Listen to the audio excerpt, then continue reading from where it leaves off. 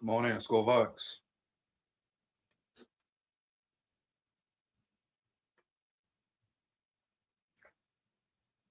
Oh yeah, man, SKOL VIKES.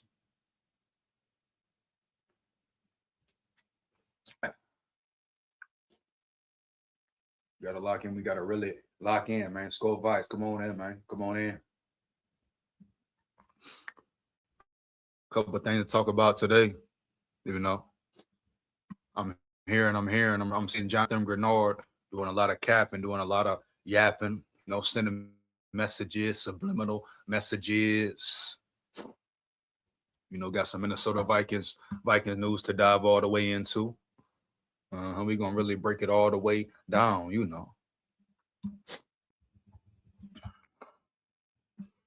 Got some news to check out. Any Vikings moves being made. Yeah. Mm-hmm. A lot to talk about today, man. You hear me? Period. Yeah, I believe Eric Wilson might get a re-sign as well. Vikings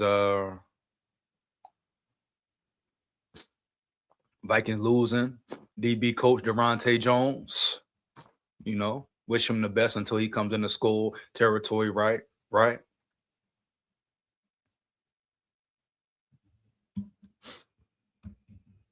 First thing up is Jonathan GREENARD, though. I definitely got to speak on Jonathan GREENARD. He's sending certain subliminals, et cetera, et cetera. Is he disrespecting JJ? Is he disrespecting the Vikings? What is he really saying, dog? Boom. You hear me? But listen, man. Anybody who doubt McCarthy, anybody who doubt Nine, get on out the damn way. You hear me? Heavy. That's how I feel about it, dog. No cap. Anybody who like, oh, the Vikings messed up or missed out on Sam Darnold or feel like McCarthy, are you mad because McCarthy in the building? Or you feel like the Vikings can't win with McCarthy? Player, fan, whoever, man, might as well go ahead and roll out then for real. You know what I'm saying? Let's just start right here around yonder. The whole elephant in the room, right? Sam Darnold, the whole Sam Darnold situation. I've talked about it damn near to nauseum, man. You see, people sat back and watched the Seahawks this year, watch Sam Darnold. They watched JJ, but the whole time they weren't watching KOC, right? Yeah, repeat, bro. The whole time they were watching Sam Darnold and watching JJ McCarthy, and now especially they're comparing McCarthy and Sam Darnold heavy. You know the narrative that will be pushed. They even hyped it up in the NFC Championship, right? Right. How many times did they say Sam Darnold, former Vikings quarterback last year? Huh? They said that all season, right? Oh, the Vikings let him go. The Vikings should have kept Sam Darnold. All this nonsense they've been talking. But like I tell you, it's like part of the Epson flow. Because if you go back when we drafted JJ McCarthy, everyone was happy, right? Everyone was excited for McCarthy to get in the building. Oh, they found the future. They found the quarterback. This, that, all this. Boom, bam.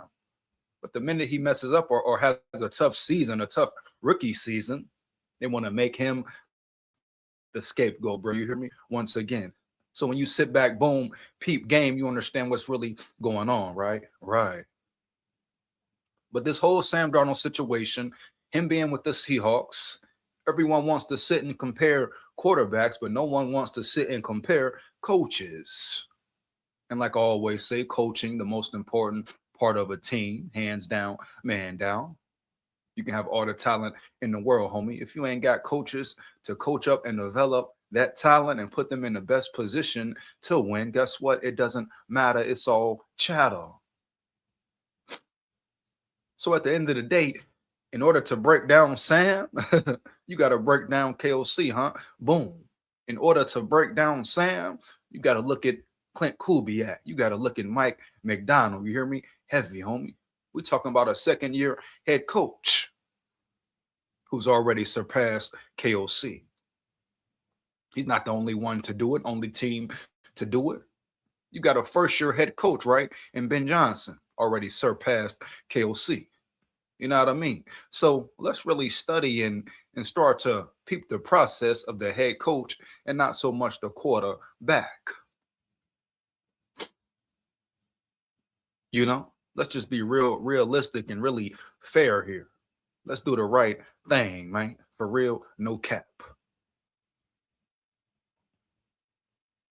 There's no way you can look at the season and say, hey, oh, this season, the bad play was because of McCarthy. Come on, man. Poppycock. Ain't no way you can look at Sam Darnold ball, but the whole time he's being managed correctly. You dig me? You get my drift? Huh? You know. Yes, this has to do with, yes, you got to respect and give props to Sam Darnold for stepping up in big moments.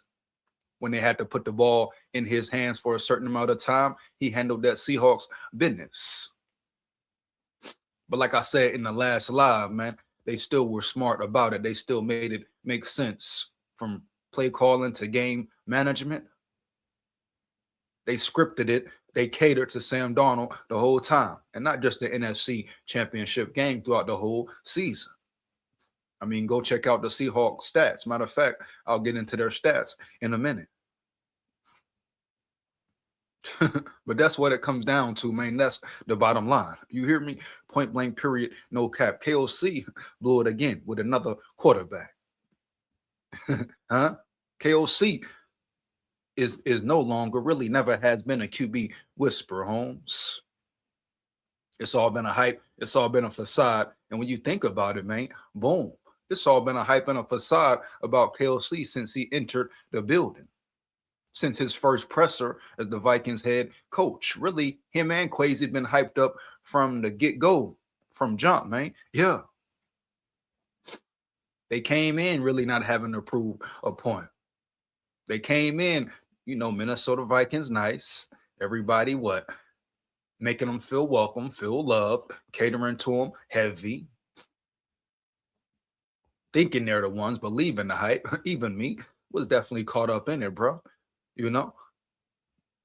Still excited about the culture and new energy that they bring. But at the end of the day, like I say, when do you start to see progress in the process? You hear me, homie? You know, I got to make a comparison. You know, you talk about when Nick Saban came to Bama. You know, he had certain things on his mental. He had a whole process planned out, a whole program to get them boys ready to change the whole program. Right? But not only that, the whole mental state of Alabama, you know? A certain way he was going to recruit and build his team, a certain identity, right? He wanted them to have as a team. He came in, broke it, tore it all down, got rid of certain coaches, brung better ones in, man, who were on the same accord as him. You know, his recruiting was damn near flawless, man. Yeah, he didn't only attack the 5 stars though. No, he went and got them dogs, them real Levy dogs who was hungry. Huh? So it was a process he went through and put his whole staff and players through that made a lot of sense, that made them better and prepared them for the NFL. KOC and Quasi ain't done nothing for real, homie, but talk good as a bitch since they've been in the building. You know what I mean? Early, man. Early. Since they stepped foot in the building, all they've been doing is sounding good and talking real good. Every damn time. From the first intro to this most recent one in year 4. We're going on year 5 now. You know what I'm saying, bro? It's been the same thing. You have one good season, boom, you have a down season. You hear me? You have another good season, you out of there first round, a down season, no playoffs, nothing. Making promises to the fans, promises to the people. What did KOC say all last off season, bro? You hear me? Even after the Rams game, he said how important it was to fix this interior line, get more protection for this quarterback, get more of a run game. What did he say during training camp, bro? OTAs. Oh, he gonna run the ball more. We're gonna be a more physical team, and he ain't do none of that. The man came with the same mentality damn near the whole season. He ain't change up, homie, switch up until the pressure was really on. And then even after that, at times he reverted back to his old self. But people love to blame McCarthy and want to compare McCarthy to Sam Darnold, homie. No. Compare the coaches. Compare Mike McDonald to KOC. 2 years in the game, and he's already surpassed KOC, bro, as far as playoff wins. This man getting ready to have his team play in a Super Bowl, his second year in. But people still want to talk about how great KOC is and how it ain't his fault for this and ain't his fault for that. And they want to sit here and talk about, oh, we should have kept Sam. We should have kept Sam. But when Sam had a collapse in the playoffs and versus the Lions, everybody say, oh, Sam can go. You know what I mean? When I was saying you can't just blame Sam, you got to look at coaching and definitely blame the O-line. You hear me? Everybody look at it like, oh, you tripping, homie. Yeah. Huh? You see how it go, man? You see how the cookie crumble, bro? Huh? Every damn time. They was off Sam early. Oh, we got McCarthy. Oh, let's save money. Let's build around him. Then you got Sam, go to the Seahawks.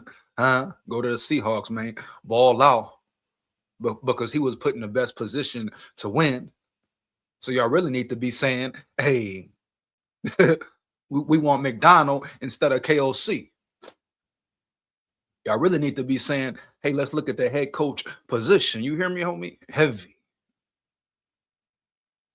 But they want to compare, make it about quarterback play. When you're talking about a rookie who was really a rookie this season.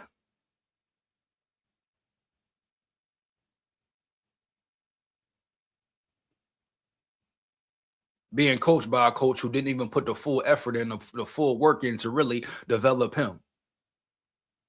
We talking about mechanics, huh? Footwork, you know? Throwing mechanics, that should have been dealt with beginning of OTAs, man. Training camp, right? Yeah. If KOC really breaking down and developing his player, right? Putting full effort in to his quarterback. That's how I know it's all cap. They didn't have him ready. They didn't have him prepared for real. They didn't understand how to manage him. And it was the same thing with Sam Darnold, man. You know? Sam Darnold just had more experience, bro. Understood the game more. Right? He wasn't a rookie, so he could handle it better.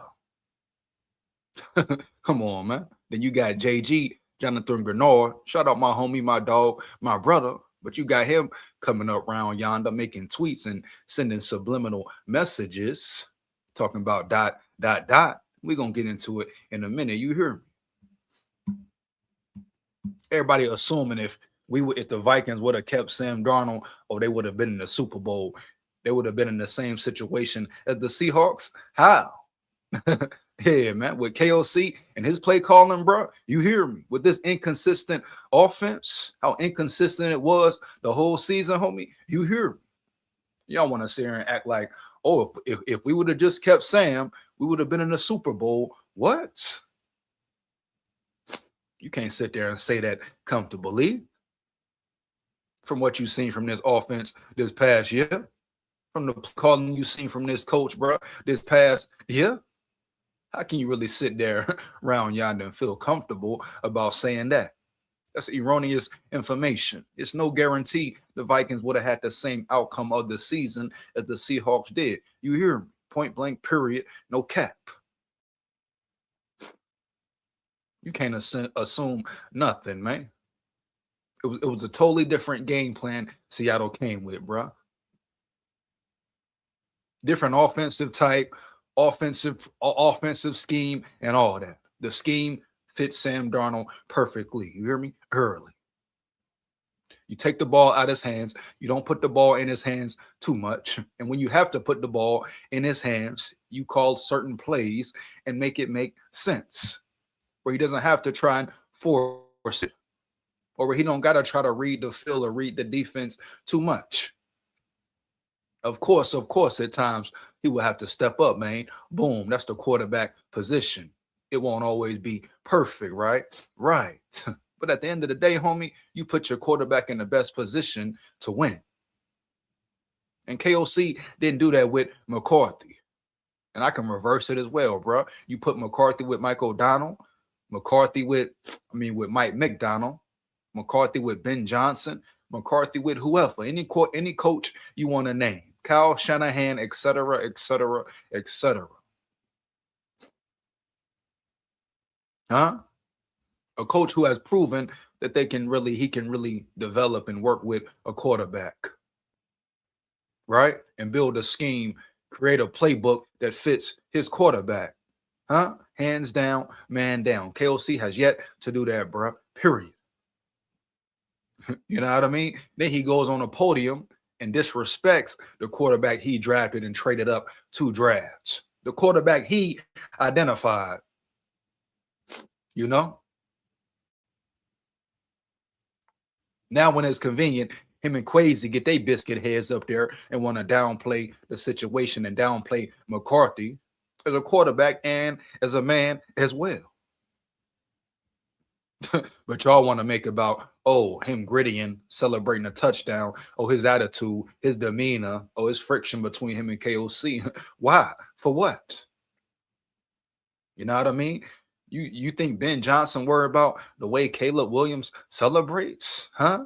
Or his attitude, or his feistiness and toughness, homie, on the, or any other coach in the world? You think their main focus is to change who their quarterback is? Now, some may say, oh, McCarthy can mature a little bit more. Maybe that's the case. But come on, man. He's a 22-year-old rookie quarterback. Huh? But instead of KOC focus on him being a dog on that field, homie, for real, focusing on the way he put it on the line, put his body on the line for his team.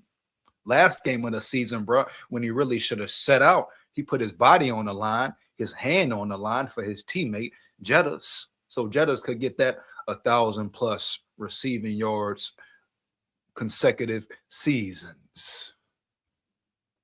Huh? You think McCarthy didn't know that? You think McCarthy probably even really wanted to play? And let's not sit here and act like we ain't see KOC get another quarterback hurt, damn near killed out there on the field where it get real. You see what he did with Carson Wentz. So what we really talking about and speaking about here, bro?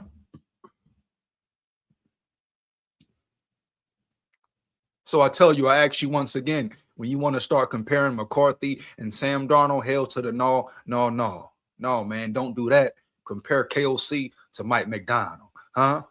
Or Clint Kubiak to KOC, huh? You hear me? Heavy. And watch how those Seahawks operates their offense and operates and controls Sam Darnold, right? Even when they may be down or the game gets tough.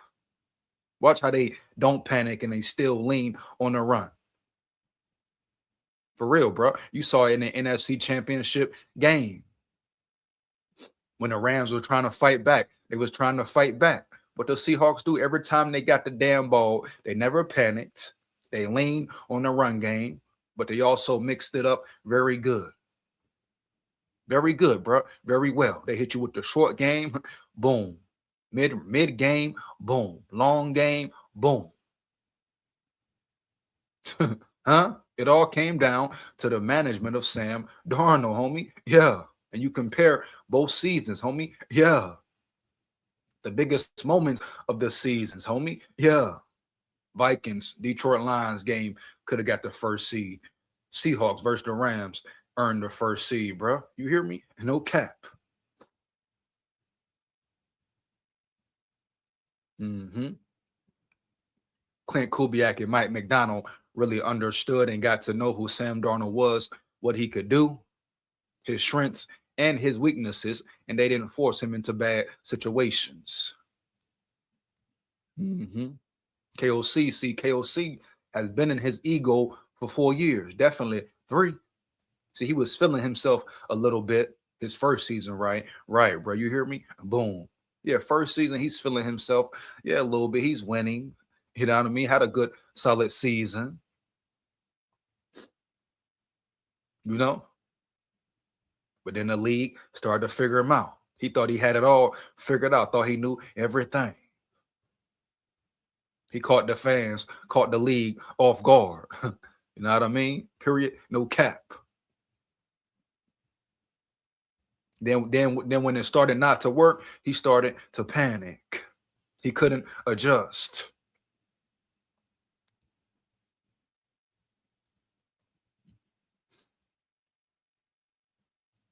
He doesn't know how to call a game for full 4 quarters, man. No disrespect. I'm just being honest here around yonder. And until he proves something different, I don't want to hear nothing about KOC and how good he is.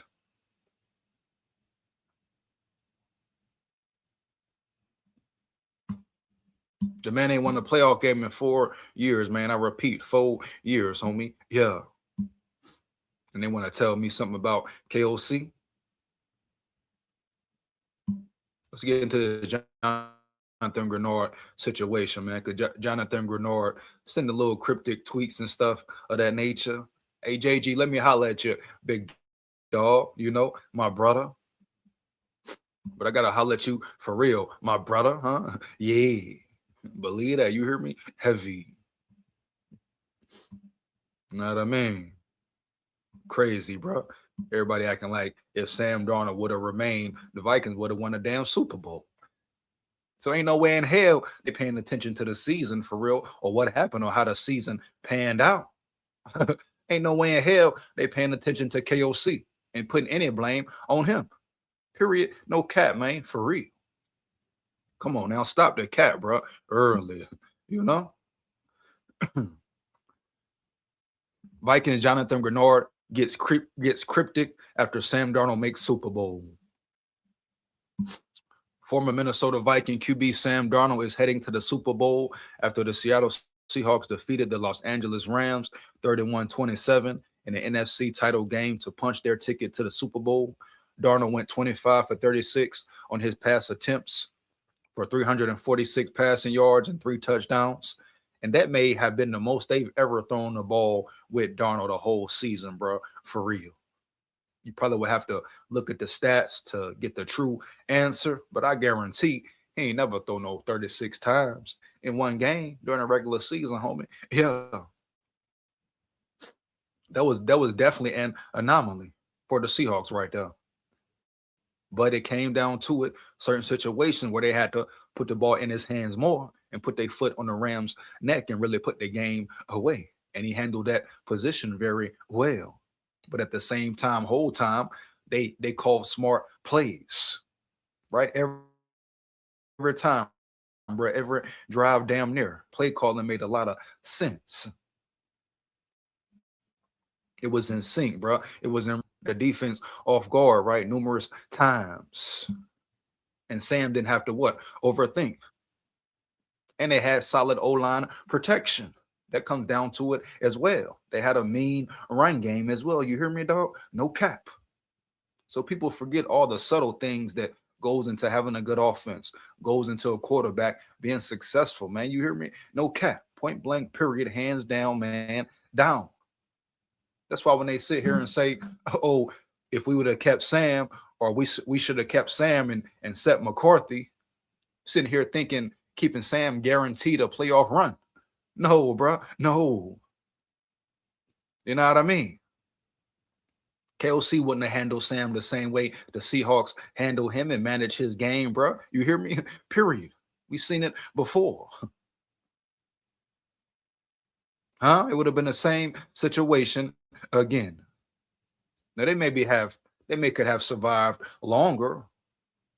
They might have made it to the first round of the playoffs, but eventually, I guarantee you, who KOC really is as a coach, huh? and the mental breakdowns he has every year, week in, week out. The man is still yet to coach a full 4 quarters of a football game. It would have came out again. You hear me, homie? Had a very pivotal moment in a playoff game, in a regular season game. Boom, bro. Whatever. It would have came out.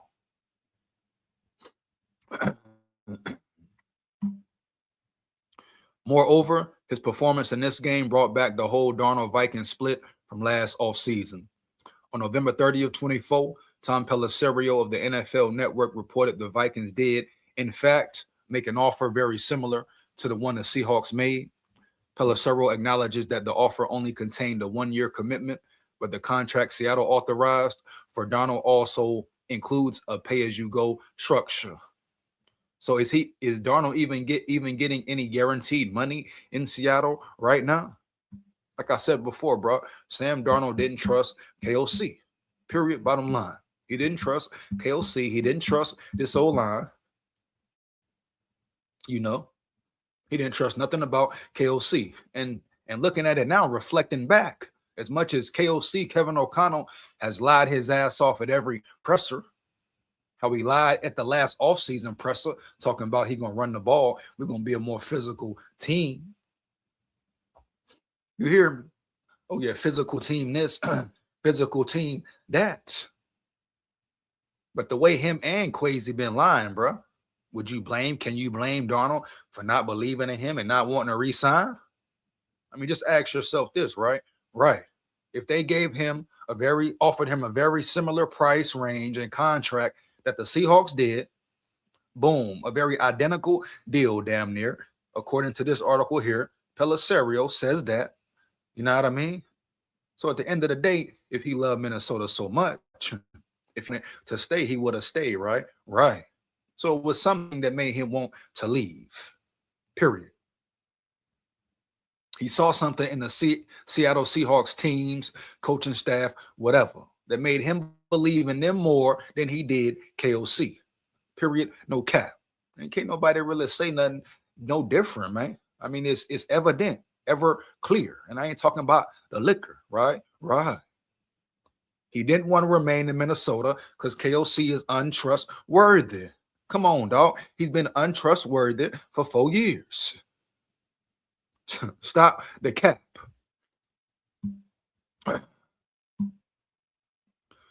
Pelissero acknowledges that the offer only, I already read that part.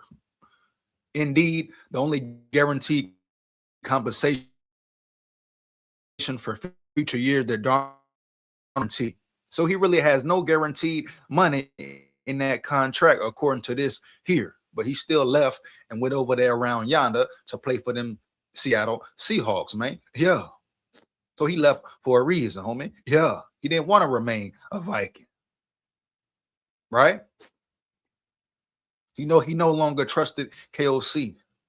And whatever benefit KOC may have been to him, he felt comfortable enough in himself, believed enough in himself, bro, that he said, hey, I'm going to go over here, shut everybody the hell up, huh?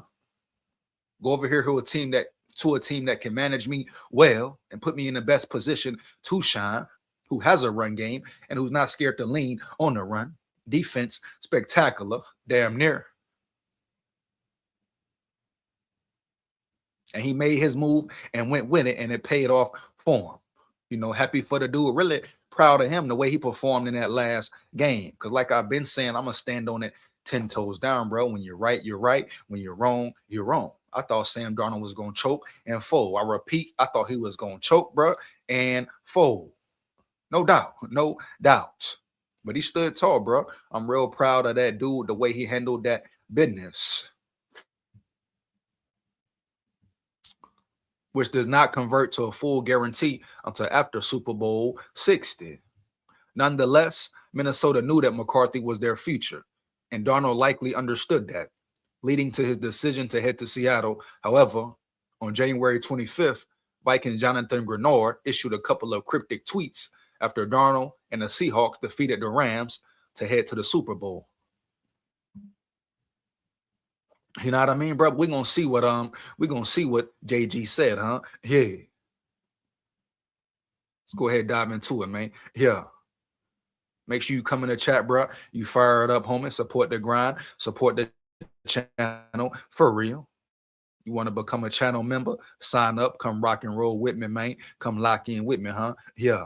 SKOL VIKES. No cap. After the game, GREENARD just tweeted multiple periods, likely indicating that he's speechless.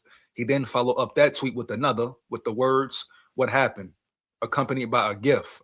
Huh? It appears that the defender likely didn't want Darnold to leave Minnesota last offseason.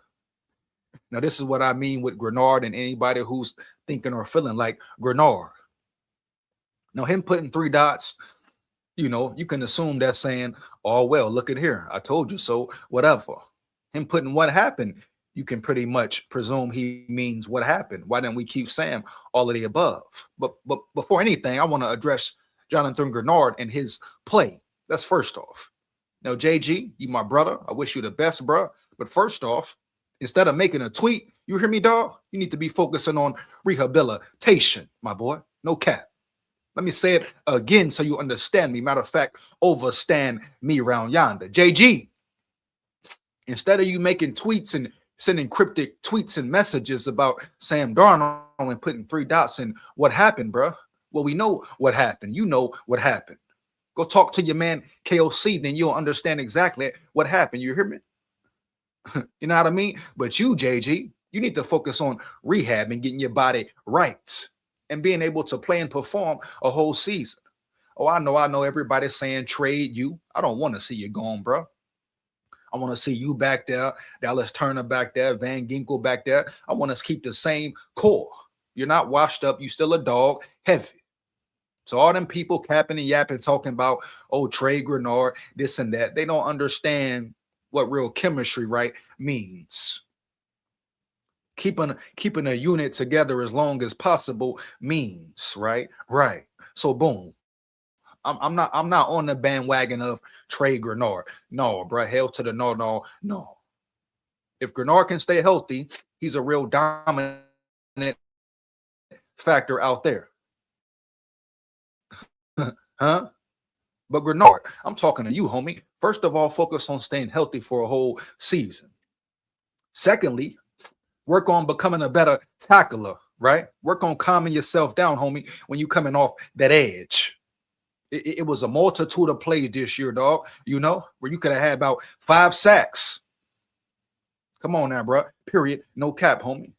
The Bears game, you missed about 3, homie. Both of them games, you missed about 3 sacks. The Ravens game, the Lions game, homie. All year, you missing tackles, JG. All year, bro. Even last year, you missing tackles against Matthew Stafford. Huh?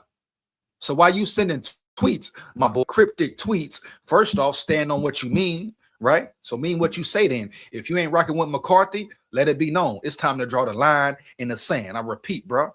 This for any and everybody on the team. Whoever. It's time to draw the line in the sand. But don't sit up here and fake the funk. Y'all making McCarthy a captain. Y'all riding with him. Talking about he just need time to grow. We believe in him. He a great leader. This and that. But then it's convenient. Here come GREENARD. Boom. 3 dots. After Sam Darnold win. What happened? Like I say, bro, you know what the hell happened. Talk about what happened. Oh, you forgot? What you forgot? KOC happened, bro. Period. We know what the hell going on. We know what it is and what it ain't. Money right in the bank. You hear me? He's sitting back here around yonder talking about what happened. Send that tweet to your boy.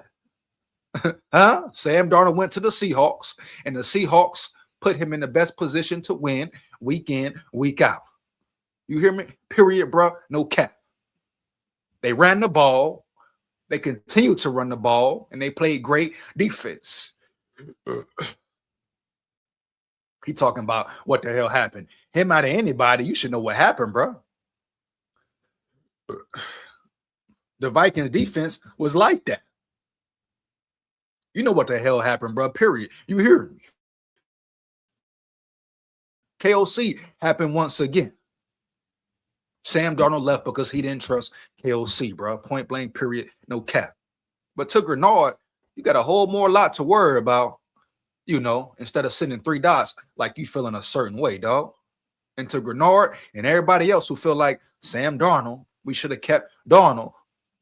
I ask you again, once again, I repeat it, bro. Heavy. You want to compare McCarthy to Darnold? That ain't the move to make. The way to go is what? Compare KOC and what he didn't do to Mike McDonald and what he did do. Huh? Yeah. Compare Kevin O'Connell's staff, right, bro, to Mike McDonald's staff, and compare just how they broke the game down, how they called plays, the scheme they had, how they ran the ball, huh? How they played complementary football to their defense instead of their defense being on the field damn the whole year. Every game, you're leaning on your defense. Every game, your defense on the field forever. And even then, they didn't break. They have been here and now, but they never broke, homie. You hear me? Heavy. And that's after being on the field a whole damn season. How can you be a productive defense, which this Flores defense really was, especially at the end of the year? They picked it up even more. I repeat, even more.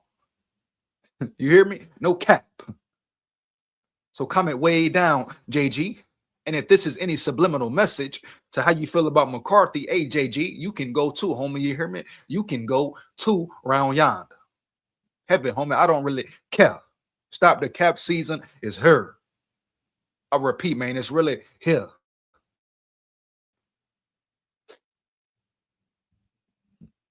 He want to send a damn tweet. You know?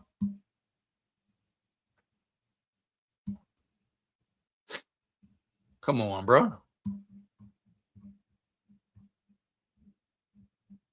You want to sit up here and send a tweet. Seahawks QB Sam Darnold talks after win over Rams. Moreover, Darnold spoke post-game about his performance against the Rams and his journey from a potential buster, his journey going from a potential bust after the situation with the Jets to leading a team to a Super Bowl. It's amazing to be able to do it with these guys in this locker room, with his coaching staff, Darnold told Fox Sports post-game. That's why it means the world to me. I haven't really thought about his journey to the Super Bowl much, to be honest, but I take it one day at a time. That's it, one day at a time, every single day. Like I said, to be able to do it, it's a special group, and I wouldn't want to do it with anyone else. So that's it. That's him telling you right there, homie. He say he wouldn't want to do it with anyone else. And I understand. It may sound cliche, right? But at the end of the day, it's clear he didn't want to do it with the Vikings. It's clear he didn't believe he could do it with the Vikings. And the main culprit, once again, like always, is KOC. So to my boy, JG, right? I rock with you, homie, for real. But comment way the hell down. Vikings issued QB tack amid JJ McCarthy doubt. Amid the questions regarding McCarthy, the question will be whether the Vikings will pursue a QB this offseason. On the January 20th edition of Up and Adams, former Vikings pass catcher Kyle Rudolph believes that Minnesota needs to bring in a quarterback who can compete with McCarthy. And we spoke on this situation numerous times as well. I have no problem with the Vikings bringing in a veteran to compete, make it a competition. It will be good for McCarthy at the end of the day. But however you want to look at it and piece it together, it's going to start with coaching, baby. Boom. Development, baby. Boom. You know what I mean? Heavy. I don't care about nothing else. You can bring in all the quarterbacks you want to. If KOC can't do his damn job, McCown, Phillips, and all them boys around yonder, if they can't develop this man for real, it don't really matter what the hell they do or who the hell they bring in. It's going to be the same result, same outcome. You hear me? No cap. I think they have to bring in a veteran quarterback to compete with JJ. I think it's a big mistake that they made last year, just handing over the reins and not having a veteran to compete with him, Rudolph said. There certainly were a few options, one of which is playing this weekend in the NFC Championship game. Another one, and Daniel Jones was in the locker room last year. And we talk about Daniel Jones, right? That's really Quasi's fuck up right there. You know, Quasi thought Daniel Jones was staying. He had too much confidence and belief in Daniel Jones remaining a Viking. So that was on them for real. Once again, GM, management. Once again, head coach, KOC. I'm a huge fan of and absolutely love his game. And this doesn't mean that JJ can't be your quarterback of the future, but just hand over a Super Bowl caliber roster and saying, okay, go for it, and not having a veteran that is in that room and competing against him, I ultimately think that you're not setting him up for success. And he definitely has a point there. Once again, it goes back. You see how the Vikings handled McCarthy and how the Seahawks handled Sam. You hear me, homie? Heavy. You come in the chat, like it up, bro. Early. Get into these comments, man. What up? Ralph in the building. My dog Ralph in the building. What up, big dog? What up, my real Levy dog? EJ, you're 100%. I listen to KFN radio in Minnesota, and they do not ask hard questions. JJ will shine, but he needs more time to develop. I want to go one more time with Darnold. Shout out Ralph in the building, bro. Shout out my dog Ralph in the building. You hear me? Heavy. Heavy, man.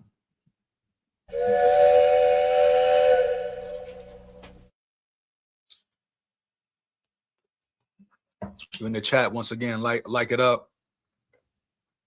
Make sure you like, comment, and subscribe. If you're new to the channel, baby, subscribe, comment. Let me know how you feel. Make sure it's real. They never ask the hard questions, Ralph. They never will do it either, homie. You hear me? Boom.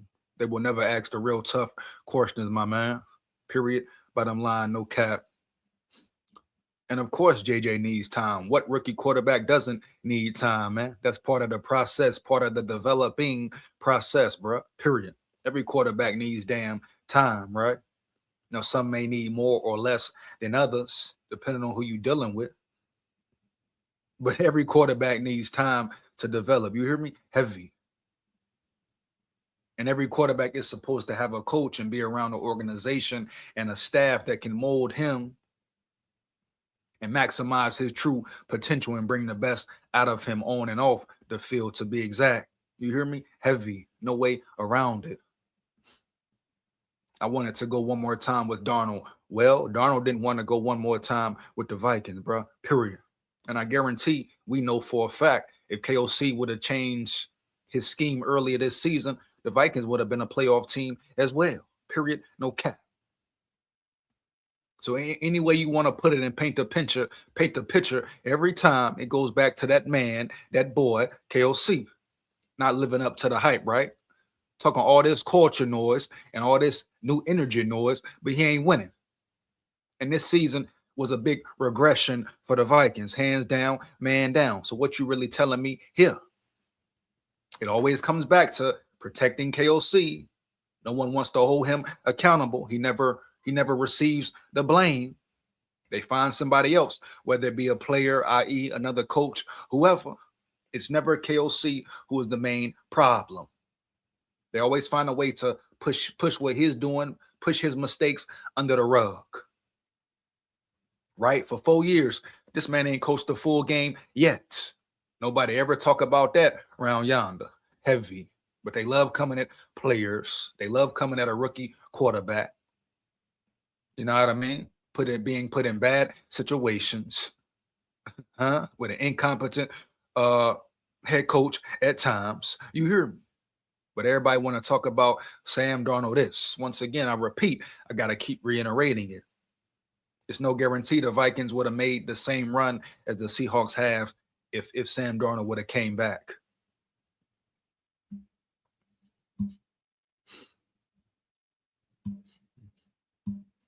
Shout out Michael in the building.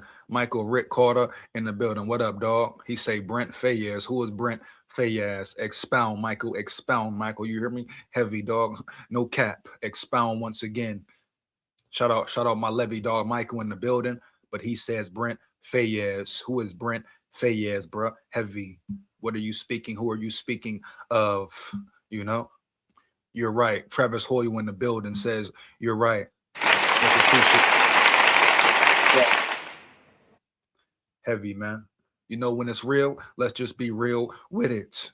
Hey, Travis, bro, I appreciate you for understanding, right? Hearing the truth and really understanding what you are hearing. Know what I mean? Heavy.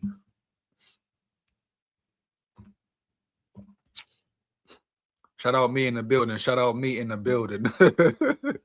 You ever had to slap a bitch?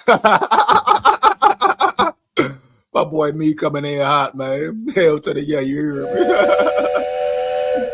No, man. Hey, who you had to slap me? Who you had to slap me, you know? Sometimes you might have to slap a bitch. You hear me, my boy? Levy dog shit, man. Oh yeah, SKOL vibes, roll tide, all that, bro. Yeah, huh? Shout out my boy me in the damn building. EJ, he had the Bears best twice this season, beat twice this season. If it wasn't for the special teams heavy, come on, Ralph. Special teams don't make that mistake. The Vikings in the playoffs. Then what everybody's saying about McCarthy? What everybody's saying about McCarthy? Then right? Boom. You're talking about a man with all the talent in the world. Showed he could be a real winner, a real playmaker. But when he's doing good, when he was doing good, everybody on his nuts. Oh, first sign of trouble. Here we go. Oh yeah, here we go. You know how I go though. Here come the McCarthy hate. Right? Here come the McCarthy. Oh, we want Sam Darnold back. We want Sam Darnold back. Come on now. You just on this man's nuts. 1,000. Huh? Bears game, they loved him. Falcons game, they start to hate him. What? When your O-line got their ass beat the whole Falcons game? What? When your quarterback had a sprained ankle and finished the whole game? What? Huh? Are you kidding me, baby? Then they want to make a big deal about him coming out the game because of his hand last game of the season that meant nothing. After playing that game to help out his brother, his teammate, Jettas, right? To help him reach the yards he needed to reach 1,000. Yeah, that's the only reason McCarthy played. I guarantee you, bro, for real. Because they knew Max Brosner might not have gotten Jettas that 53. So I don't care what nobody talking about around yonder, man. For real. You already know how Minnesota go, homie, especially the media and all that. It's a bunch of nut riding and nut pulling. Josh Andrews in the building. Josh Andrews in the building, man. Lots of laugh. Tell McCarthy the same thing. Tell him what, Josh? Tell him what, man? Yeah. You was 100, man. Shout out Jimmy Cooks in the building. I repeat, shout out Jimmy Cooks in the building, man. He said you was 100, man. Much appreciated, my Levy dog. Yeah. SKOL vibes. Man, heavy.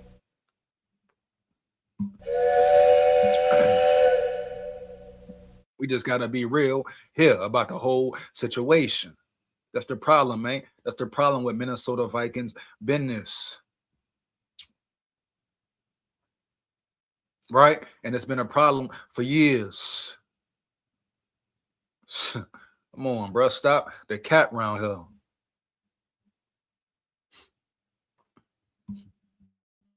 My dog Dre in the building. Andre, what up, big dog? What up, my Levy dog Dre in the building, man? Oh, yeah, you hear me? Yeah.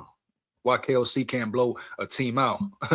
Hey, he's a bum. You hear me? You know what I mean, Dre? Come on now. Come on now. You know what I mean? Why can't he have a consistent offense as well, bro? You hear me, huh? No cap. Come on, man. What we talking about around here for real? Brandon say 100, man. 100 all day, every day. 100, 1,000. You hear me? Heavy. Yeah, dog. So that's pretty much it for the first segment, dog. All this Sam Darnold, that talk. Really fed up with it, man. Like for real, homie. Yeah. I ain't even gonna cap to you, bruh. I mean, that's what comes with the territory, so I get it. But we got more Minnesota Vikings news to get into, man. real, bro. This shit just be ridiculous, man. Like for real.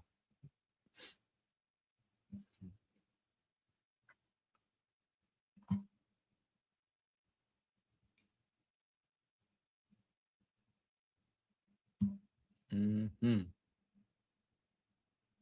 Now, some talk of now we know the Vikings the defensive back coach Durante Jones is leaving.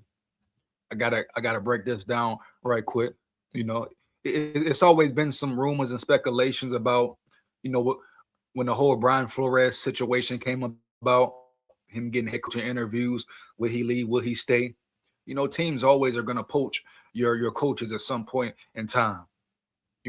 Especially when the defense has been as successful as it has been. Oh yeah, you're gonna get teams coming around yonder, trying to poach your coaches. That's part of the game, part of the process. But it's pretty kind of funny that Flower didn't leave, but his defensive backs coach did.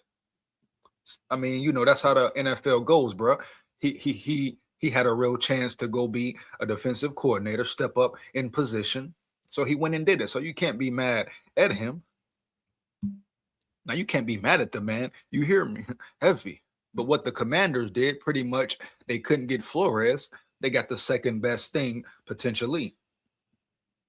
Now don't forget, it is a major difference in just coaching a DB room. It's a difference than coaching a DB room than coaching the whole offense as one. I mean, the whole defense as one. Being a full-time defensive coordinator, right? Yeah. Now you managing everybody in your defensive room, bro. Every level of the game. So it's really totally different. But you can't be mad at Durante Jones. But this was pretty much a move from the Commanders. They took what they could get. They couldn't get B-Flow. So yeah, boom. They wanted to get the next thing close to him. And no disrespect, but I would much rather seen Durante Jones go than B-Flow. DB's coach, oh yeah, you can get another DB's coach, man. Oh yeah. Yeah, I'm not too much worried about that. But replacing Flores, impossible for real. But the Commanders, they did what you expected them to do, homie. They couldn't get the flow, huh? They didn't want to get nobody else, so they went with the next best thing. They blackballing B-Flow. Brandon, you think so? Brandon, shout out Brandon in the building. He said they blackballing B-Flow. Blackballing him how, bro? Hey. Like, tell me, expound on why you feel they're blackballing B-Flow. I mean, shit. He could have took the Commander's position. I'm sure he could have got the Cowboys position right. Boom. He got the head coaching interviews. Now, do you think just the league giving him interviews is just like a shit in the face, a slap in the face, just to make the NFL look good? You know what I mean? As far as giving him an interview, but really never planning on hiring him in the first place. But you definitely have a certain angle to go with it, right? But at the end of the day, like, why do you really think he is getting blackballed after all these years? You know what I mean? Heavy.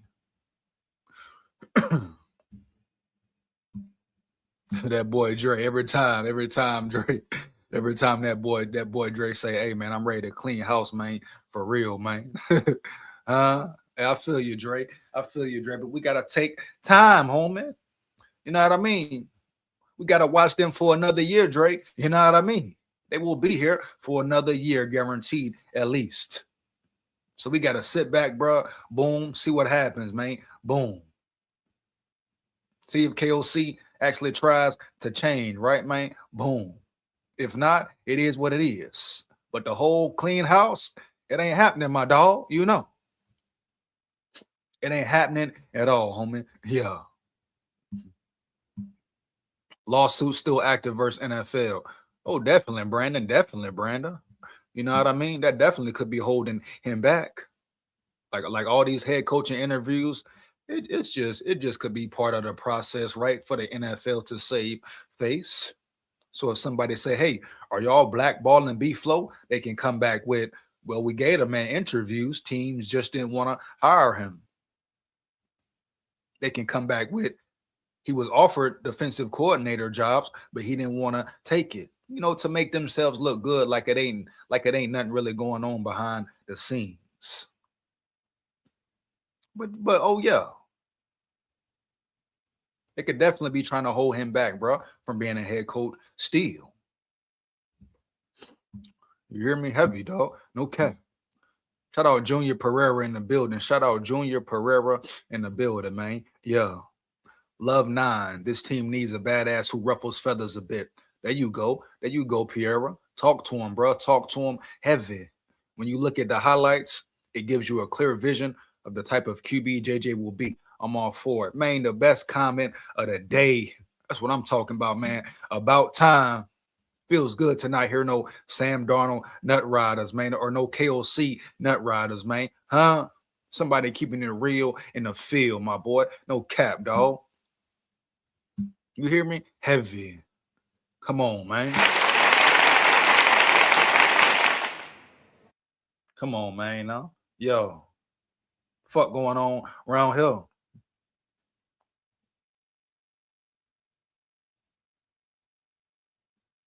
We're the one, huh?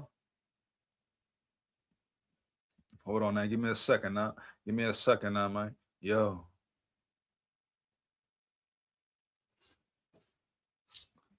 Feel good to see somebody not riding KOC nuts or not riding Sam Darnold's nuts and understand the level of talent that JJ McCarthy has. Dude has a crazy arm. Arm power is crazy. You cannot coach that at all. And you can't develop that. We seen this dude make some elite throws, man. Some all-pro type throws, matter of fact, and you can't develop and work with that. KOC, Mr. Whisperer, Mr. Coach of the Year. Shout out my boy Junior Pereira once again, bro. For real, heavy, man. No cap. Come on, man. Real levy dogs around this bitch, bro. You hear me? Heavy, man. Yeah. I don't think the NFL will let him get a head coaching spot with that lawsuit active still from what went down in Miami. Hey, Brandy, you might have a point, bro. You could definitely have a big point right there. But whatever going on, I'm glad he remained a Viking. I ain't gonna lie to you there, whether it's selfishly or whatever. I'm glad B-Flow is still in the building. Period. KOC will be fired by week 6. Oh man, Dre coming in with it. Hey, why are you so sure, Dre? How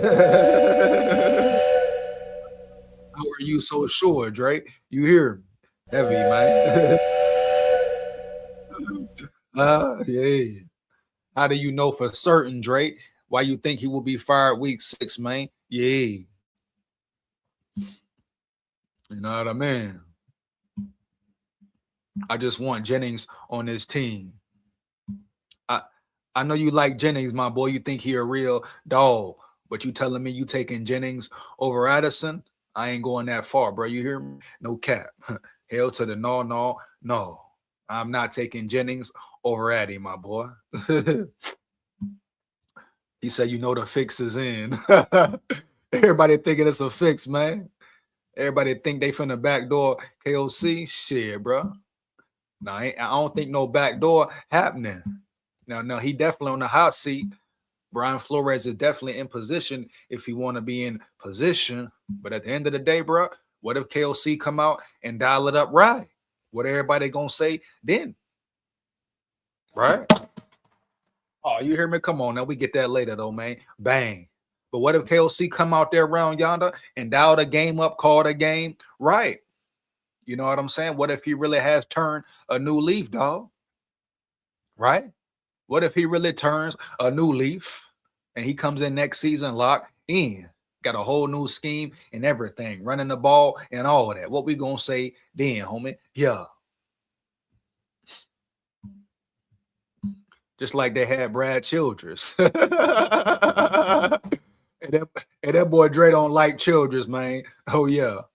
And you already know, Dre. I'm dropping the link later, man. You gonna come out rock and roll about it. Lock in with me, man. Lock in with me.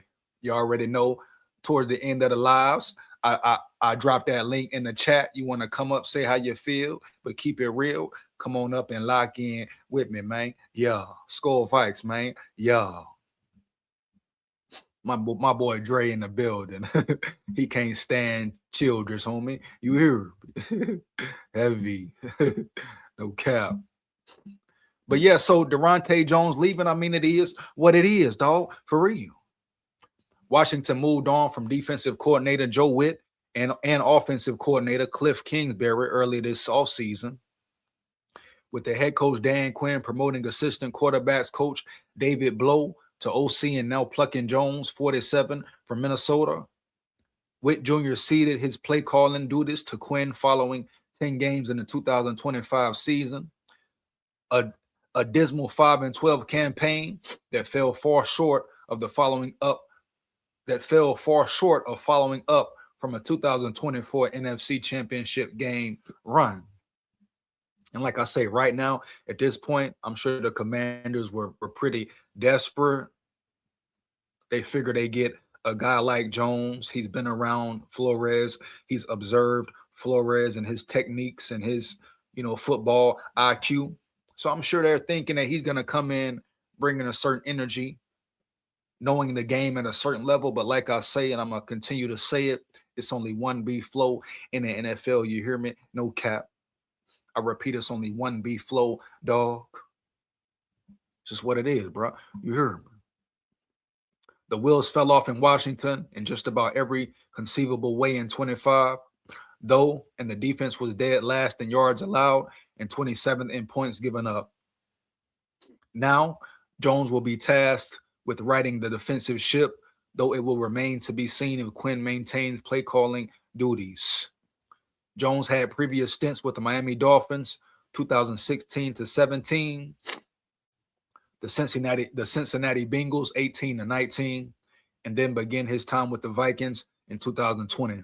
In 21, Jones was LSU's defensive coordinator before returning to Minnesota for the past 3 years under defensive coordinator Brian Flores. As Quinn and the Commanders look to rebound from a disastrous 2025 and get back to their 2024 form, Washington has its new coordinators, both of them first-time NFL coordinators, in place. So there it is, bro. You hear me? So boom, no cap. Shout out Durante Jones. How will he perform? How will he do? Shit, time will tell. I wish him the best until he come over here in SKOL territory. Then it's off with his head. I repeat, it's off with his damn head.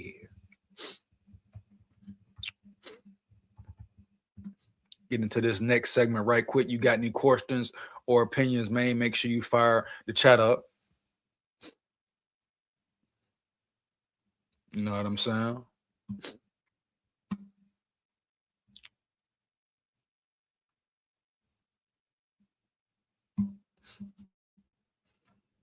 Let's see what's up with this whole Eric Wilson information. Y'all know how I'm rocking already. They fired Brad Childress in the media in the middle of the season. The same gonna happen with KOC. Watch. We're gonna see, Dre. We're gonna see, big dog. Oh yeah. We definitely gonna see, bro. You hear me? No cap. Oh yeah. Now let's get into some more Vikings business. Like, as we know, bro, off-season time is revving up. I understand the Super Bowl in 2 weeks, but the off-season is here, homie, for real. And there's more work to be done. And it starts now. Vikings predicted to re-sign 2025's most underrated defensive weapon. Now, how y'all feel about Eric Wilson, dog? How y'all feel about E-Dub? Pretty much had a rebirth to his career, rebirth to the season. Do y'all feel like the Vikings should keep E-Dub? Do y'all think Eric Wilson is worthy? Now, like I said, I would love to see him stay for the right amount of money. Do I think he should be a starting linebacker? It's tough to say because he did ball out last year. But just keeping him for a depth piece for a depth chart piece alone. He understands the defense. You understand if his name and number is called, he can come in and play very well and do his job and do it well. But I don't think he should be a starter next season, right? I don't think you lean on him for a starting role. You know what I mean, bro? I think you look to get younger in the draft or younger in free agency or bring more talent in through free agency, right? But as far as being a veteran, experienced, and still has a lot to offer and being in the rotation in general, oh, hell to the yeah. You hear me? No cap. And we know Ivan Pace, he's pretty much fell off, dog. Ivan Pace Jr., he ain't the same player at all. You know what I mean? Heavy. But Eric Wilson, I would love to see him remain a Viking, dog. No cap. Right? That just shows you more of Brian Flores' greatness and what he brings to the table. Man, straight up, man. Shut your ass all the way up. You hear me? Heavy, bro. No cap. Yeah, let me know how y'all feel about Eric Wilson, though. Would y'all want to see Eric Wilson remain on the team, or you think it's time for him to go? Right?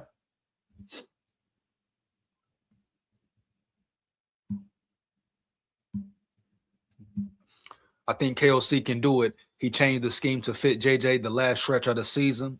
KO got to get more creative ways to get Jettas the ball early in the game. We also need better run schemes. Big facts. You know, Brandon, we're going to see if he can do it or not, man.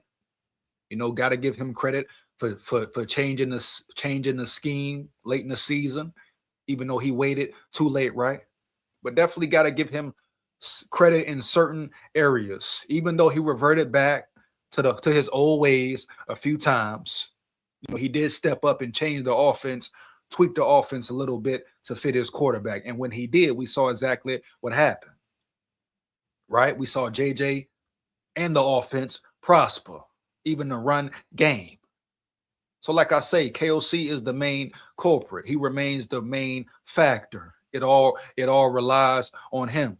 All eyes on him, bro. For real, no cap. This is year 5. Do your job, KOC, for once in year 5. I repeat, do your damn job in year 5. Your jive turkey pump chump.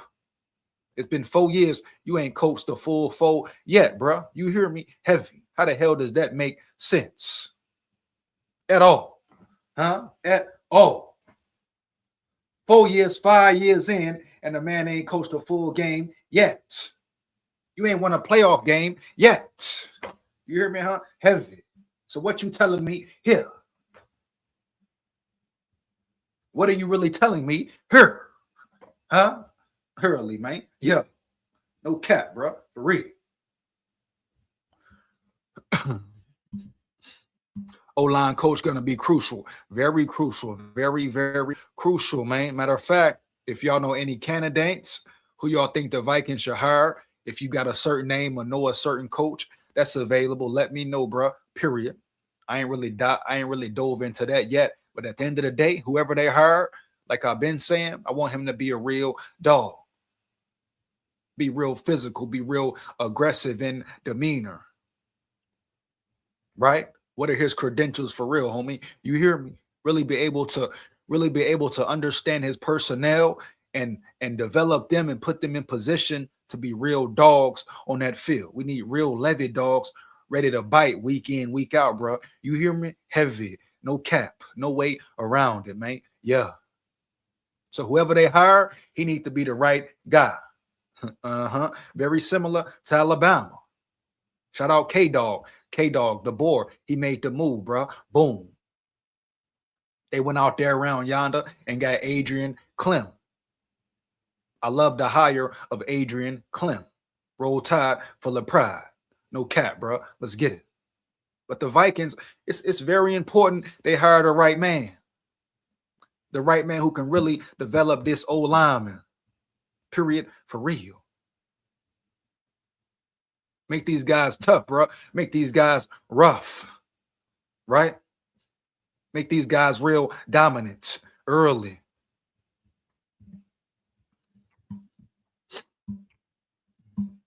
Shout out Love Gun in the building, bro. Love Gun in the building. What up, my Levy dog? You speak facts. I love your channel, bro. 100. Hey, much appreciated to you, bro. Much appreciated to you. You hear me? Heavy. Let's get it. SKOL VIKES. SKOL VIKES. Hear me? Oh yeah. SKOL VIKES. Let's work. Let's grind, man. For real. Will gotta come back. Hey, like I say, Brandon, I would love for him to be back, but at the same time, it has to make sense. And also, meantime, in between time, you go get you some younger linebackers, right? You go replace Ivan Pace Jr., right? You go get you a real Levy dog in this bitch, whether it's through the draft, right, or through free agency. And I ain't really got into the free agency list yet. I'll probably do that in the next live. Rock and roll with me, right? Lock in with me, homie. Yeah. And then side note, the live for Friday, I probably will be having a special guest on. So make sure y'all pay attention and stay tuned to that. I'll let you know as we get closer to Friday. Probably let you know tomorrow. Matter of fact, homie. Yeah. But I repeat, I will be having a guest on this show. We're going to rock and roll with it. We're going to lock in. He going to lock in with me. So make sure you stay aware of that. You know how I'm coming, man, every day. You hear me? No cap. Stop the cap season is here, bro. I repeat, stop the cap season is here. Full form, right? In full effect, in full flesh. Oh, yeah, bro. You hear me? Heavy. Will got to come back. Shout out Will. Shout out respect to Will. You know, he definitely earned a check this year. He earned his check this year. Hail to the yeah. It's not that we let him go, but we got nothing for him. Nothing. Marshall Taylor in the building. Expound, dog. Expound, dog. You know what I mean? First off, who you talking about? Are you talking about Sam Darnold? What are you referring to? Yeah, let me know, bro. Let me know. Shout out Marshall Taylor in the building. SKOL VIKES all day, all night. Win, lose, or draw. But guess what? We come to win. Oh, yeah.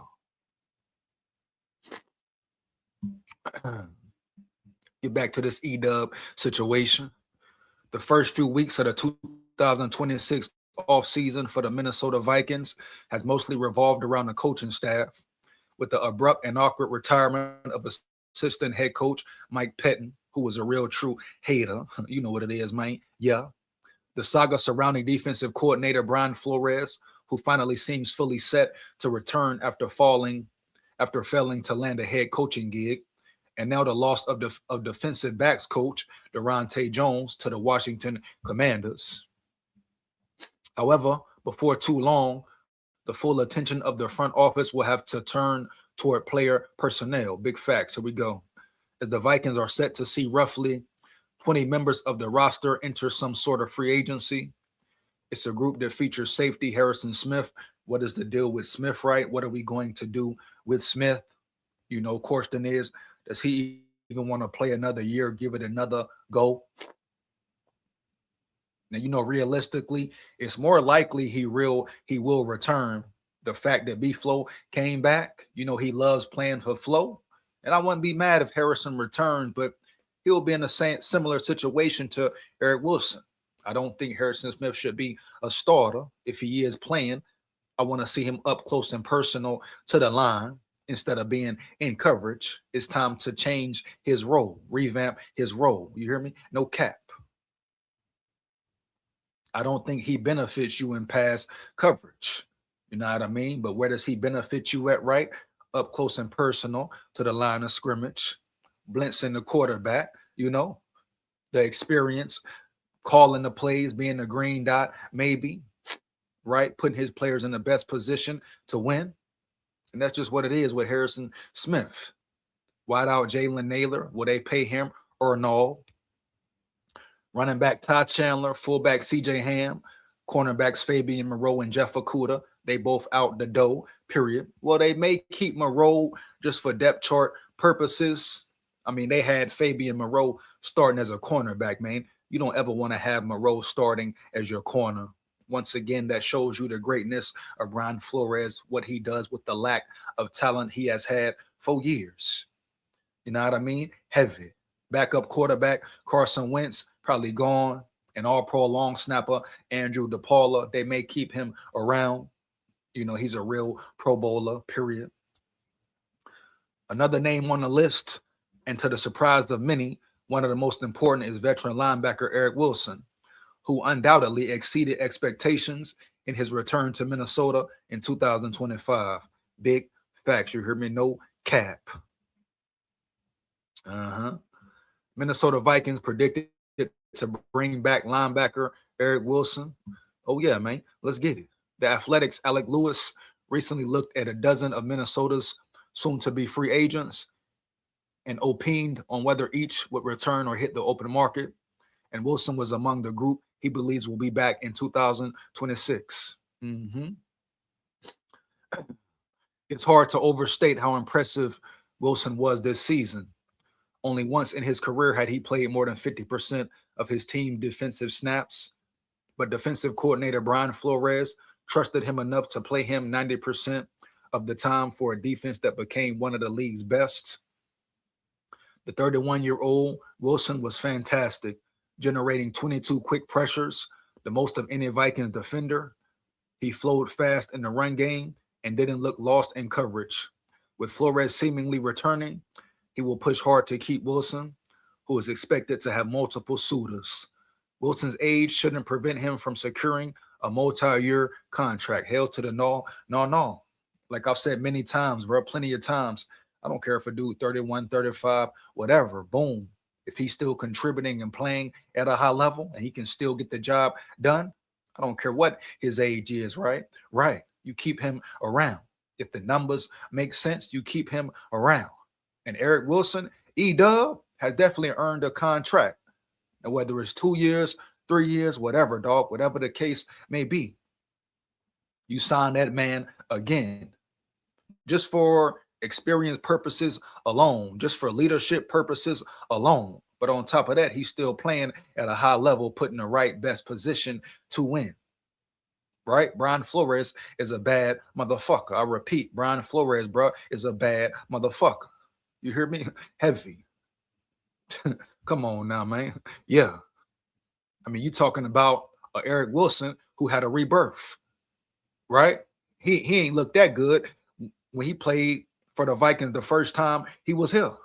No, he ain't looked that good at all. That's why I tell you, always come back to it, man. What? Coaching, man. Coaching, man. Yeah. Wilson, of course, began his NFL career in Minnesota, signing with the team as an undrafted free agent in 2017 and ultimately spending 4 years with the Vikings before bouncing around the league for a few years. After short and unsuccessful stints with the Philadelphia Eagles, Houston Texans, and New Orleans Saints, the Cincinnati alum spent the better part of 3 seasons with the Green Bay Packers before re-signing with Minnesota ahead of the 2025 campaign on a 1-year, $2.6 million deal. And for that price, Wilson was an absolute steal. Big facts. Well, at least in most areas, as he often struggled in pass coverage. That was a big weakness for him. Can't lie about that. But he thrived elsewhere, ranking first among every off-the-ball linebacker in the league in total QB pressures, 37, and sacks, 6.5, while also ranking second in forced fumbles, 3, and ninth in stops, 52. So he's really a baller still, homie. Yeah. You may not want to throw him back there in pass coverage, but everything else, up close and personal to the ball. I mean, this man ranking top 5 as a veteran, right? Heavy, man, for real. You cannot deny the facts and the stats. The eye test either, homie, for real. The Vikings obviously won't be able to sign Wilson for $2.6 million again, but his price tag might not be as high as you might think, as Spot Track projects his next contract to be a 1-year deal worth $4.3 million, which the Vikings could swing. Oh, hell yeah. And while Lewis mentions him having other suitors, it might not be that many. as some teams could very well believe his 2025 campaign was a fluke, thus making it easier for Minnesota to bring him. And like I say, bro, was it a fluke or not? We shall see if the Vikings retain him. But like I say, I don't think he should come back being a starter.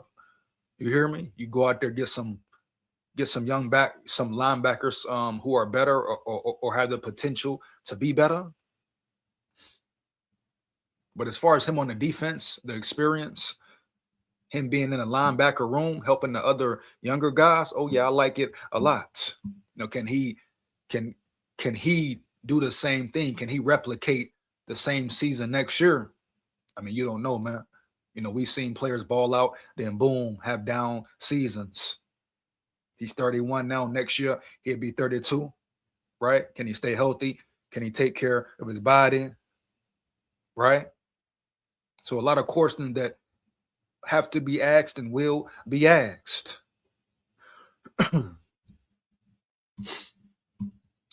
If Quasi screws this draft up too, how fast do you see him being fired? Man, he needs to be fired ASAP, immediately. Shout out that card guy in the building. I repeat, ASAP, bro. Immediately. You hear me? Heavy. It's a very important draft, period. This draft will make or break the Vikings in the future. Heavy. I want Chandler to stay. I wouldn't be mad with Chandler staying either. Chandler and Jordan Mason, a pretty good dynamic duo.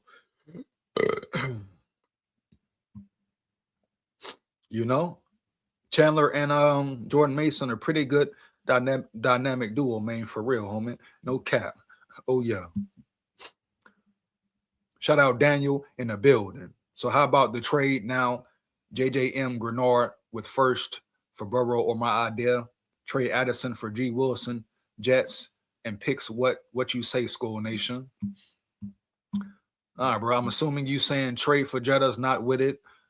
Trade for GREENARD, not with it. So what I'm saying, it's a no for me. You hear me, dog? You know what I mean? I don't agree with none of it. Now, shout out to you. Respect your opinion. I want Addison to stay, and I want GREENARD to stay in the building. That's just where I'm at with it. Heavy. I believe chemistry is very important. Keeping that cohesion right is very important, man. Keeping certain players together is very damn important.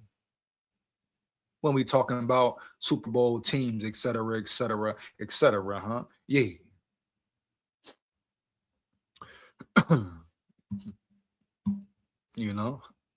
Heavy, man. Early.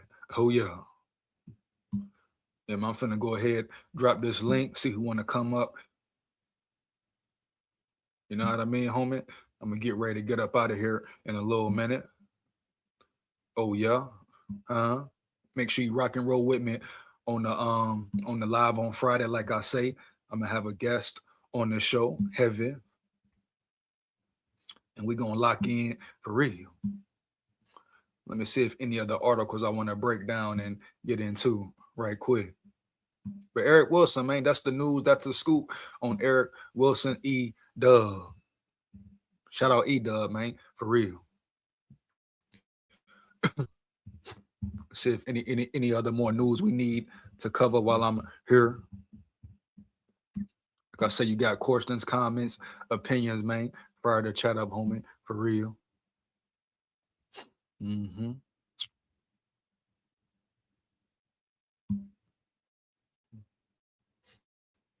Oh yeah, man. Oh yeah.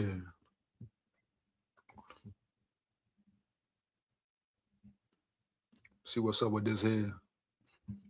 Now with certain coaches leaving, etc. Now the Vikings are faced. They're faced with decisions to make in the coaching staff. Period.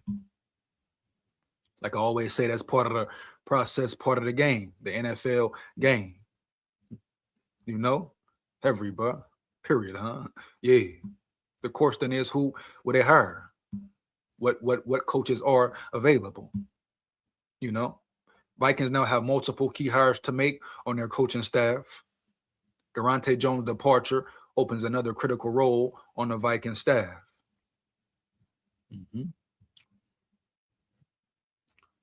So we already know about Jones. So now they're looking for a DBs coach, defensive backs coach. You know what I mean? Let's see.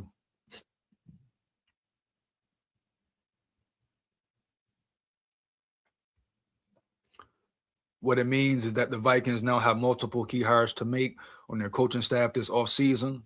In addition to losing Jones, the team announced earlier this month that offensive line coach Chris Cooper's contract had expired and would not be renewed. That was a great move by the Vikings.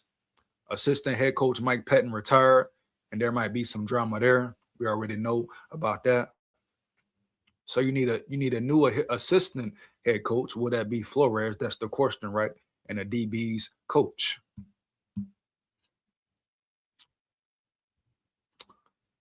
Who is this here? Then there's defensive line coach Marcus Dixon, who also has an expired contract and recently interviewed with the Cowboys for the same role. And I'm not too sure if I would be mad if Marcus Dixon did leave. You know, you hear me? Period, no cap.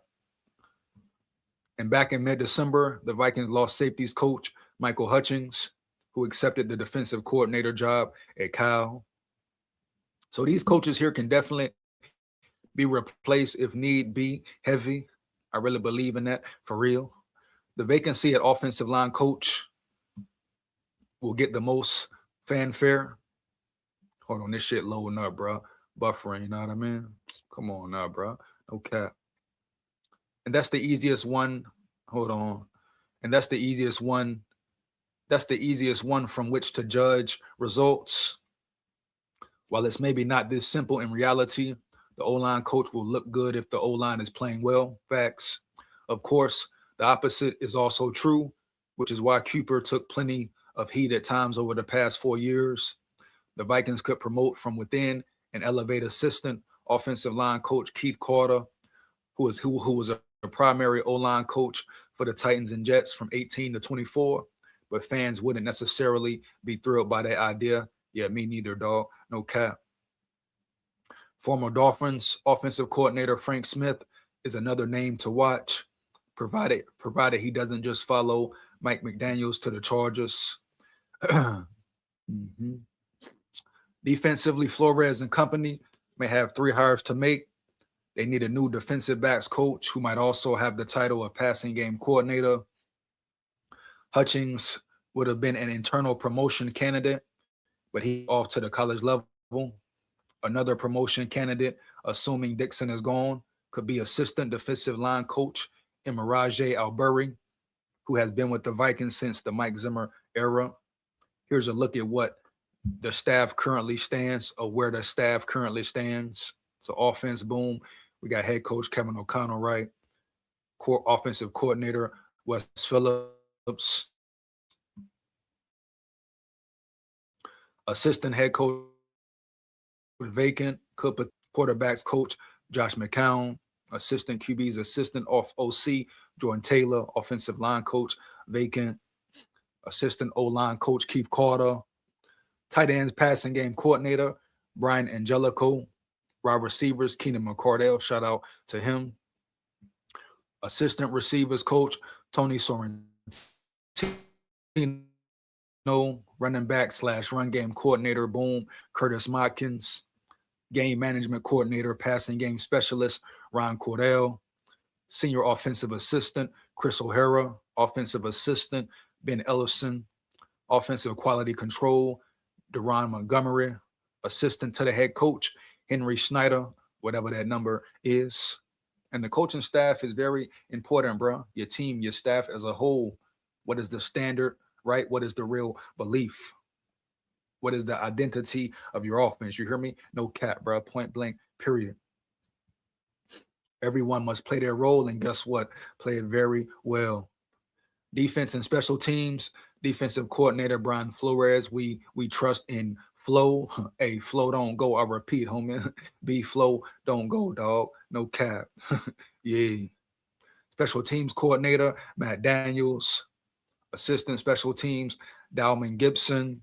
Defensive backs coach / passing game coordinator vacant. Boom. Inside linebackers, Mike Saravo. Outside linebackers, Thad Bogardardis. Bogardus. We're a little name there, man. Assistant offensive linebackers coach, Patrick Hill. Assistant outside linebackers coach, Patrick Hill. Defensive line vacant.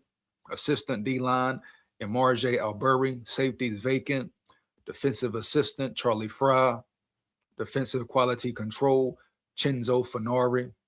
So you gotta fill that safeties position coach position, defensive line position coach spot. Damn, man. Defensive backs coach and game coordinator, passing game coordinator, vacant. So on the defensive side, they got important moves to make. As we know, coaching is very important, man. My dog Dre in the building. Hold on, man. Give me 1 second, Dre. Heavy, man. Yeah. Dre, what up, dog? What's going on, man? What up, homie? Oh, good, I just got me and my homeboy from Alabama. We were looking at the show. He probably looking right now. He an Auburn fan. He want to talk some shit. So I said, nigga, I'm gonna sit this shit. God said when he have an Alabama live, nigga, I'm gonna set it up, nigga. Tell him come on. He keep talking about this old Alex Golis bullshit. I said, I know what we do. And then he come from my tree. I know what he do.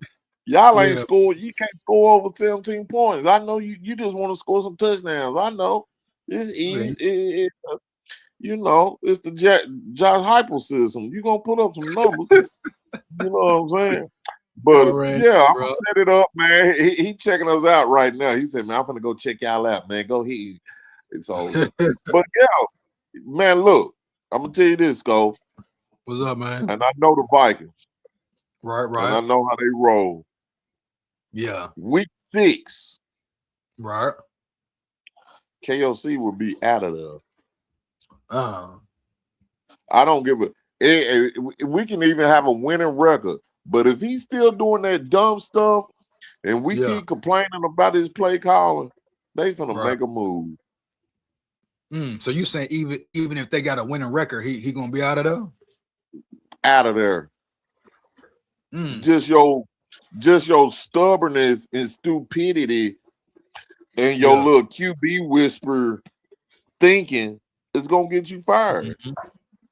But if he winning no Dre, like playoff caliber, what up? Is that all we're looking for? Just to go to the playoffs and lose? No, hell no, bro. No. Okay. But I'm saying though, right now, I'm on a Super Bowl or bus level with this nigga. You either bring on the trophy or get out of here. But look. Say he winning, right? Say week 6 come. Say shit, they 5-1. You think the Wilf's gonna fire him? And you as a fan, you want to see him fired if they 5-1? Man, if the offense ain't running fluently, right, and you still being fancy and cute and trying to do quarterback sneaks with a tight end on 3rd and an inch and getting stopped. Right. It's time to go, bro. Nah, big facts, no cap. I'm right there with you, dog. But I'm saying if they, I'm gonna pull up their schedule right now for next year. But if they 5-1, look easier. We probably have a decent schedule. We can manage to get to the playoff because we didn't make it this year. I mean, shit. Look at the Patriots. Go. Look at the Patriots, man. They had the easiest schedule. They got to that bitch though, you know.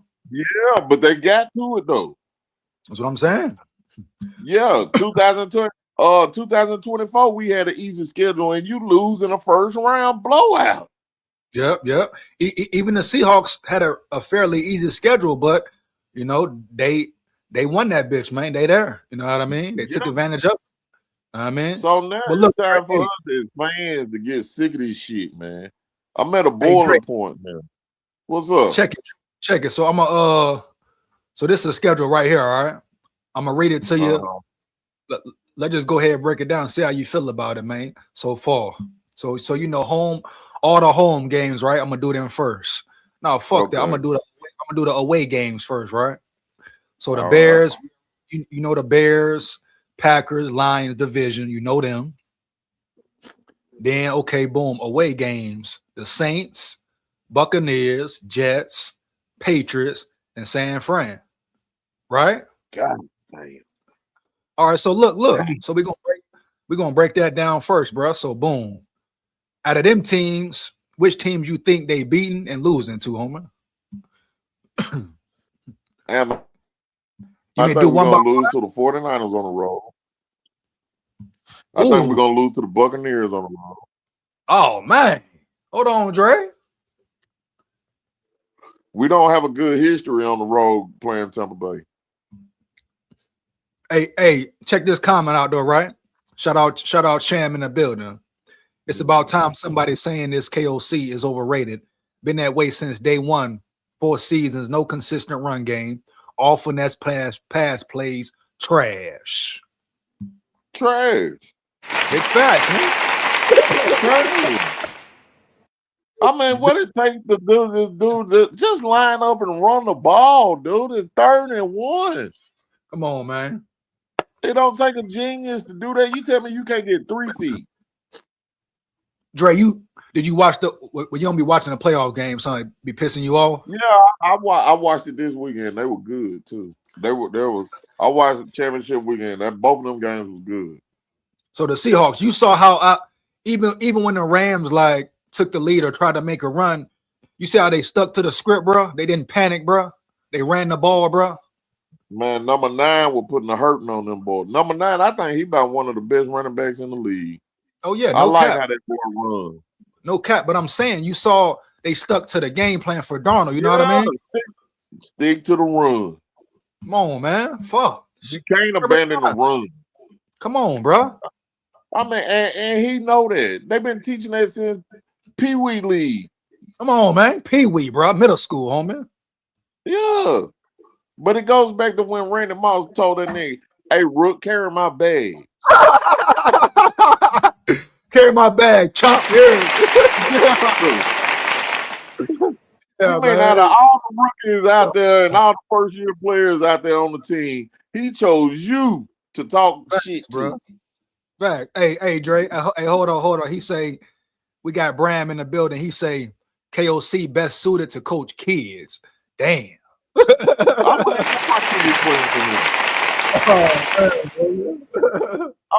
I wouldn't even want my kids to play for him. Damn, not your kids? You too soft. Damn, bro. You say not even the Pee-wee, dog. Man, come on, man. Every week we had an offensive lineman that did not play. Mm-hmm. We didn't keep a consistent offensive line play all year. And you know what that comes to? That show me you ain't physical enough in the trenches. Mm-hmm. Mighty funny, our defensive line wasn't like that, but our offensive line stay injured. Yeah. Yeah, man. It's crazy, dog. But look. What was I finna say? Dang, what was I finna say about? Oh, yeah. So how you feel about Jonathan GREENARD sending little messages and shit, homie?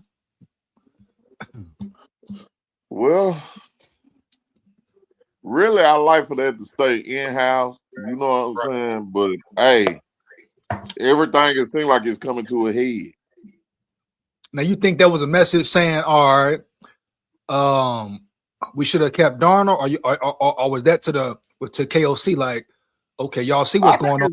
I think it's a message to the front office period. Okay. You know what I'm saying? I think I can look at it so many different angles. Basically, I got out of man, y'all need to make better decisions. Mm-hmm. You know what I'm saying? Just make better decisions. Now, if he coming at it from that way, I'm cool with it. But if he coming at it like trying low key diss McCarthy, I ain't with it, dog. You know what I mean? What you think about that? Do you think he try to shoot one at JJ? I don't know, but you know what I'm saying? That's why I had to holler at him right quick, man, just to see what's up. But if he shooting one at JJ, I don't like that. You know, because I can tell GREENARD some shit his damn self. Nigga, you just didn't light up down. You didn't light up the field either this year. Right. And can you stay healthy, bro? And can you stop missing tackles, homie? Yeah, I see you missed 10 sacks. You know what I mean? 10, bro. Come on now. Every year. Yeah. So, matter of fact, he just need to shut up and play ball. Play ball, man. I mean, you're sending tweets, man. Get in the weight room, get ready, dog. Get healthy, dog. Yeah, man, if you out there sending tweets to me, you're a coward if you can't say it. Go out there to the Will's office and tell him. Go to Quasi and tell him. Say how you put feel. It out all the time in public. Because us fans, we know what it is. We looking at you on tape. Yeah, they always talking about collaboration. Go collaborate then, dog. Talk. Yeah. We looking at you. We looking at Darisaw get worked on Sunday night against Green Bay. We seen you miss 10 sacks. And then we turn around and get burnt for a touchdown on the next play because you didn't sack him for a 10-yard loss. Big facts. So, third and long type shit. Yeah, so man, come on, man. Don't start that. If everybody ain't on board, we know what the problem is. The problem is KOC just point blank. Yeah. But you still got to go out there and perform. Right. It's a job. Yeah. If you don't like your job, nigga, go hit free agent. It ain't like me. Nigga, we can't trade you for nothing good. Nigga, ain't like you cut like that. You just prospering off of B-flow defense. And he put you in the good. You go to another team, you might get waived. Now I like JG now, man. He can play ball now. Yeah, I like him too. But I only seen him play ball in the B-flow defense. Yeah, I mean, the Texans, he was solid though. Brian Flores. I didn't even know who he played for before then. So if I don't spot you, yeah, but I can look at the screen in 5 seconds, and I'm like, damn, that nigga. Like somebody was playing for the Texans, and that some bitch jumped out the screen, man. Damn, was he number 96? He was a second string defensive line. He played a good game against New England. Oh yeah, they had dogs this year, man. For real. Yeah, I'm talking about, man. I'm talking about number 96. He was a man. That man was wrecking that line. Yeah, but no, GREENARD. GREENARD definitely a piece I want to keep though, man. I think the defense better with him, dog.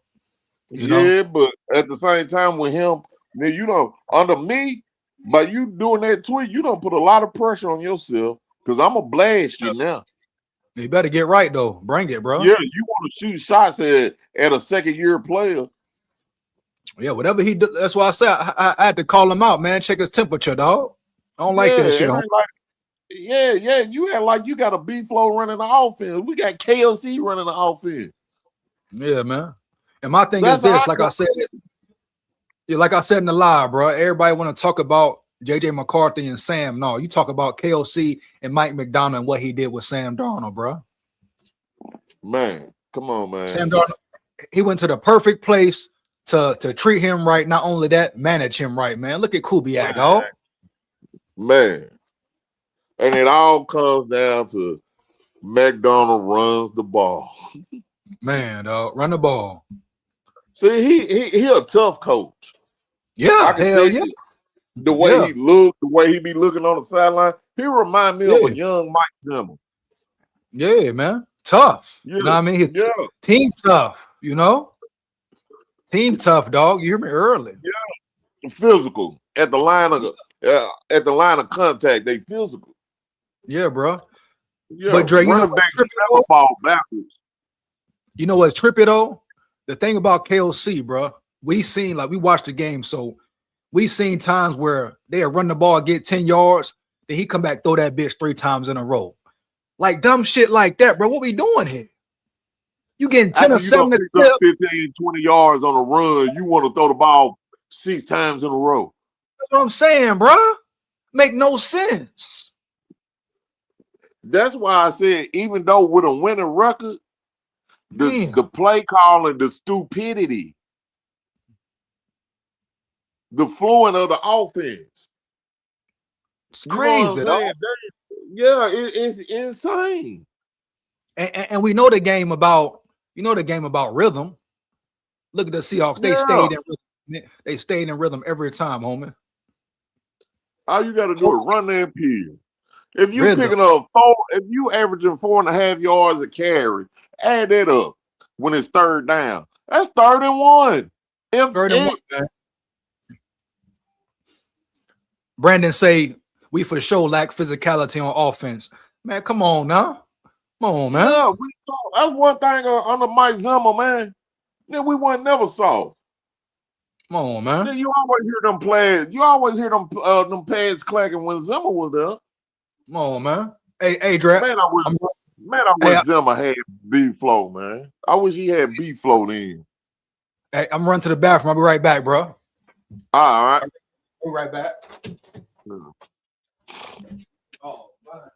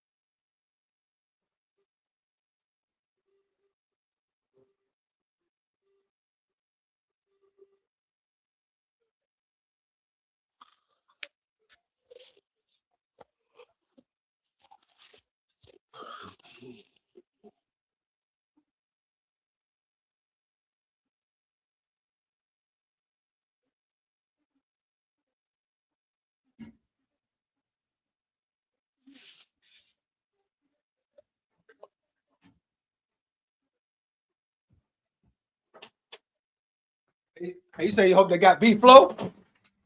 I wish Zimmer would have had B-Flow back then. Yeah. I wish But he shit, would have had him. you know, Zimmer was a defensive guy, though, you know. Yeah. And he gonna want to run his defense, so you know he'll be a Parcell guy. So you know. Yeah. Hey, shout out Jeff this Swan. thing, so, Shout out Jeff in the building. Heavy, dog. Respect, dog. now watch your chat. Hold on. Say it again, Dre. You was freezing up, dog. You froze up. Look how many teams we done seen win multiple Super Bowls that didn't have a Super Bowl. Mm-hmm. Yeah. Tampa Bay. Mm-hmm. Never in my life I would have thought Tampa Bay would have won 2 Super Bowls before the Vikings. Damn, homie. And we've been so close, dog. Yeah, Tampa Bay, Philly. Damn, boy, this would have hurt me if Atlanta would have got one when they played New England. Oh, thank you, Shanahan, for jacking out their Super Bowl. Thank you. Hey, you know what's crazy? Hey, you know what's crazy, homie? Like that 2017 run, that next year was it, dog. All they had to do was build around Case Keenum, man. Man, Casey Keenum, man. You know, Casey Keenum, he got that. Him and Josh Dobbs kind of remind me so much of each other. Why they can't get their shot? You know what I'm saying? Why you keep holding me in the place? Why you holding me somewhere and I'm playing better than your starter, but you want to keep using me as a backup, a journeyman, and all this and all that. Yeah. You know what I'm saying? To me, Casey Keenum played like an MVP candidate that year. Man, he would have gave you like 2 an MVP candidate that year. He would have gave you 2 more good years, dog. He would have gave you 2 more good years. Hey, think about hey, all the money they gave Kurt, man. Think about what could that money been allocated to, homie? D-line, O-line, cornerback, receiver, man, whatever you want. Woo! God, you killing me, bro. You killing me. You killing me, nephew. killing me. Kirk Cousins. Man, Worst thing ever. Man. Hey, when Stephon Diggs heard that contract, he lost his mind. When Diggs heard how much Kirk Cousins was getting guaranteed, he lost his mind. He checked out then. Stephon Diggs checked out then with Mike Zimmer. Yeah. Hey, shout out Black. Shout out Black Iron Potts in the building, man. He say the Vikings organization just showed their mediocre mentality by going into a rebuild after winning 14 games with a veteran quarterback. I don't think the players believed or agreed with that move. Hey, bro. I mean, Sam Darnold didn't want to stay. Y'all keep forgetting Sam Darnold didn't want to stay, bro. It's clear now. He didn't trust KOC, bro. Check the facts, homie. He did not want to stay in Minnesota. Huh? No. Who would? Right. It's clear, bro. Come on now. Who would? Man, dog. He did not want to stay there. Dropping back 50 times, getting hit. Yeah. Goddamn, I don't know how many times. I mean, he can't make him stay. He wanted to go. Yeah. And me, I love the Vikings, but I would, as a player, I would want to go too. Man, dog. If I'm playing under these circumstances, I would want to go too. And I mean, under this head coach, I would want to go. Yeah. He believed he is not a leader of men. Hell no. I thought he was at one point. I'm like, damn, bro. He had everybody fooled, dog. You heard? No, that's ESPN, man. ESPN do that. Oh, they love him. They love him, man. They ride his nuts heavy. ESPN will get you hired. ESPN will get you fired. ESPN would. They run the sports world, man. As long as people listen to them, and I think that's what our front office be doing. For real. We ain't gonna never be shit. We ain't gonna never be shit. Hey, Pepper say, so Shadur Sanders made the Pro Bowl? Hell yeah. Yeah, he made it. They had to get somebody to fill the shoes in. Right. Hell yeah. But, I'm glad he did. And I like Shadur, though. Shadur ain't no bad quarterback. Yeah, facts, man. Develop him, right? Hey, shout out Punch. They just don't like Dion. Right. Hey, can you see the comments on the screen? Oh, a little bit. Let me try to blow it up. Bet what? Shout out Poncho in the building. He say, KOC dumbass said JJ the franchise QB before he even started a regular season game. That's why Darnold left. It could have been, homie. Yeah. Yeah. They just anointed him the starting QB. You the anointed one. And anytime you anoint a QB and promise him that he gonna start, and he ain't got to look over his back, 9 times out of 10, they gonna play like shit. They handle everybody. I ain't got to worry about my job. I'm in. I ain't got to worry about mine. Yeah. They handled the whole situation wrong, bro. They handled it all wrong. And that's what we've been doing since I've been a kid. Yeah, bro. Every time. And even when we get it right, something always happens. A missed field goal, bro. Yeah. Big six. Big six fumble, man. Adrian Peterson fumble, goal line. Yeah, all that type of stuff, man. Blair, you missed a chip shot, done lined the field goal up, and you missed it. How you miss a 10-yard field goal that bad? You got one job, man. Come on, bro. Pepper say go Seattle. Shout out Pepper in the building, man. He say go Seattle. Respect Seattle, man. Gotta respect it, man. Heavy. Yeah, but I hate them bastards. The who? Because they be mimicking us, but they get it right. Oh yeah. Oh, they stay taking our players. You know how Seattle do, man. Percy Hall, Jackson. They get it right though, man. That's crazy, ain't it? Yeah. And I just for the life of me, I just don't understand. I don't know if it's in the water or what, SKOL. What is it? Should be weird, man, in Minnesota, dog. Like the more and more you watch this shit and understand what's going on, dog, you like, what the fuck? What's wrong with this? Yeah, I don't. What's I'm wrong with running out this of. franchise, I'm running dog? out of solutions. Some of the stuff I be texting you, I just be freestyling. I don't know. I'm trying to come up with some kind of ingredient of way that we can put pressure on this media to get this shit right. Gotta keep Paul coming out. Allen, Yeah, Paul man. Allen, you don't never ask him why you just don't line up and run the ball on short yard situation. Man, Paul Allen don't ask nothing, man. He a nut rider as well, man.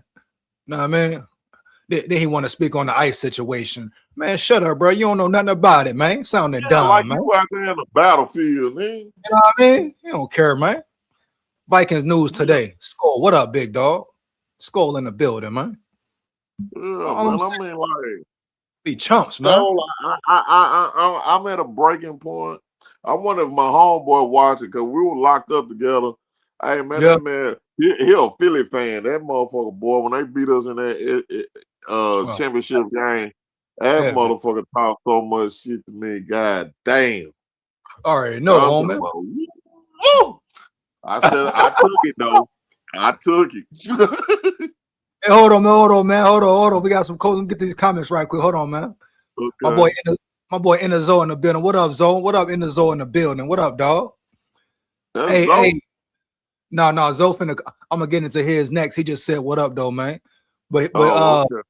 Black Iron say this here. He say they only offered Sam a 1-year contract with a chance to compete with McCarthy for the starting job. Seattle offered 3 years, 110 mil. Money talk, Sam walked. Hey,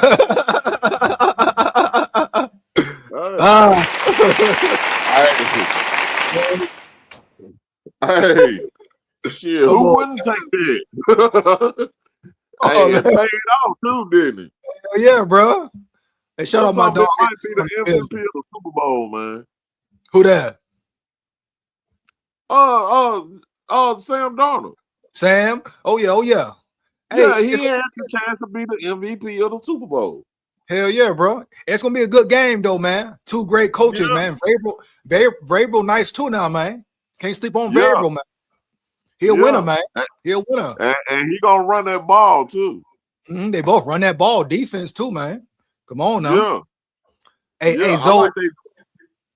Hey, Zoe say Yeah, I think he's gonna FKOC and just pop. I Vikings. think he's gonna pop up on there. Hey, he said FKOC and the Vikings. Damn. Come on, Zoe. Come on, Damn. Zoe. Hold on, no. Hold on, Zoe. With a siren at Zoe. Zo done woke up pissed off this morning.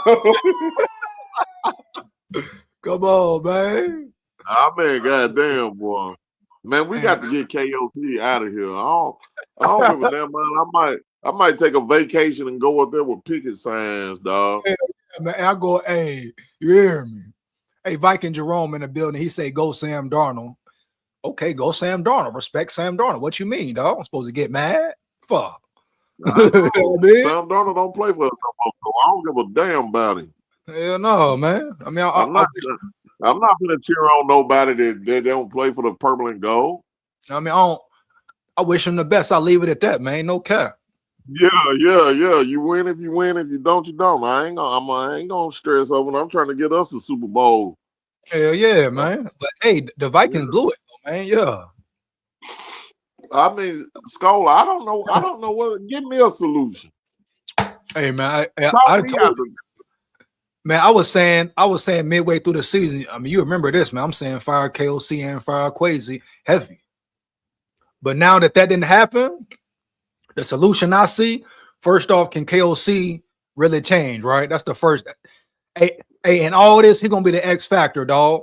Can he put a whole new team together? Can he really change his mental and get out his ego? If he can do that, we got a real shot. Because the defense is gonna be right. You know, Flores gonna do what he do. Yeah. Period, man. But the main KOC. And guess what? We don't believe in him. No, I don't think you're gonna do it. You are a stubborn son of a bitch. Yeah, that's what he been. You know? Yeah, you a stubborn son of a bitch. You pick up 11, 12 yards on the run, and then, oh, Lord, here it go. bombs over Baghdad. Yep. We throwing 50-yard bombs. Yeah. Now some of them should be completed. Jefferson dropped some, Addison dropped some. Right. Yeah, if they dropping the ball like that, why you keep throwing it? Oh man, bro.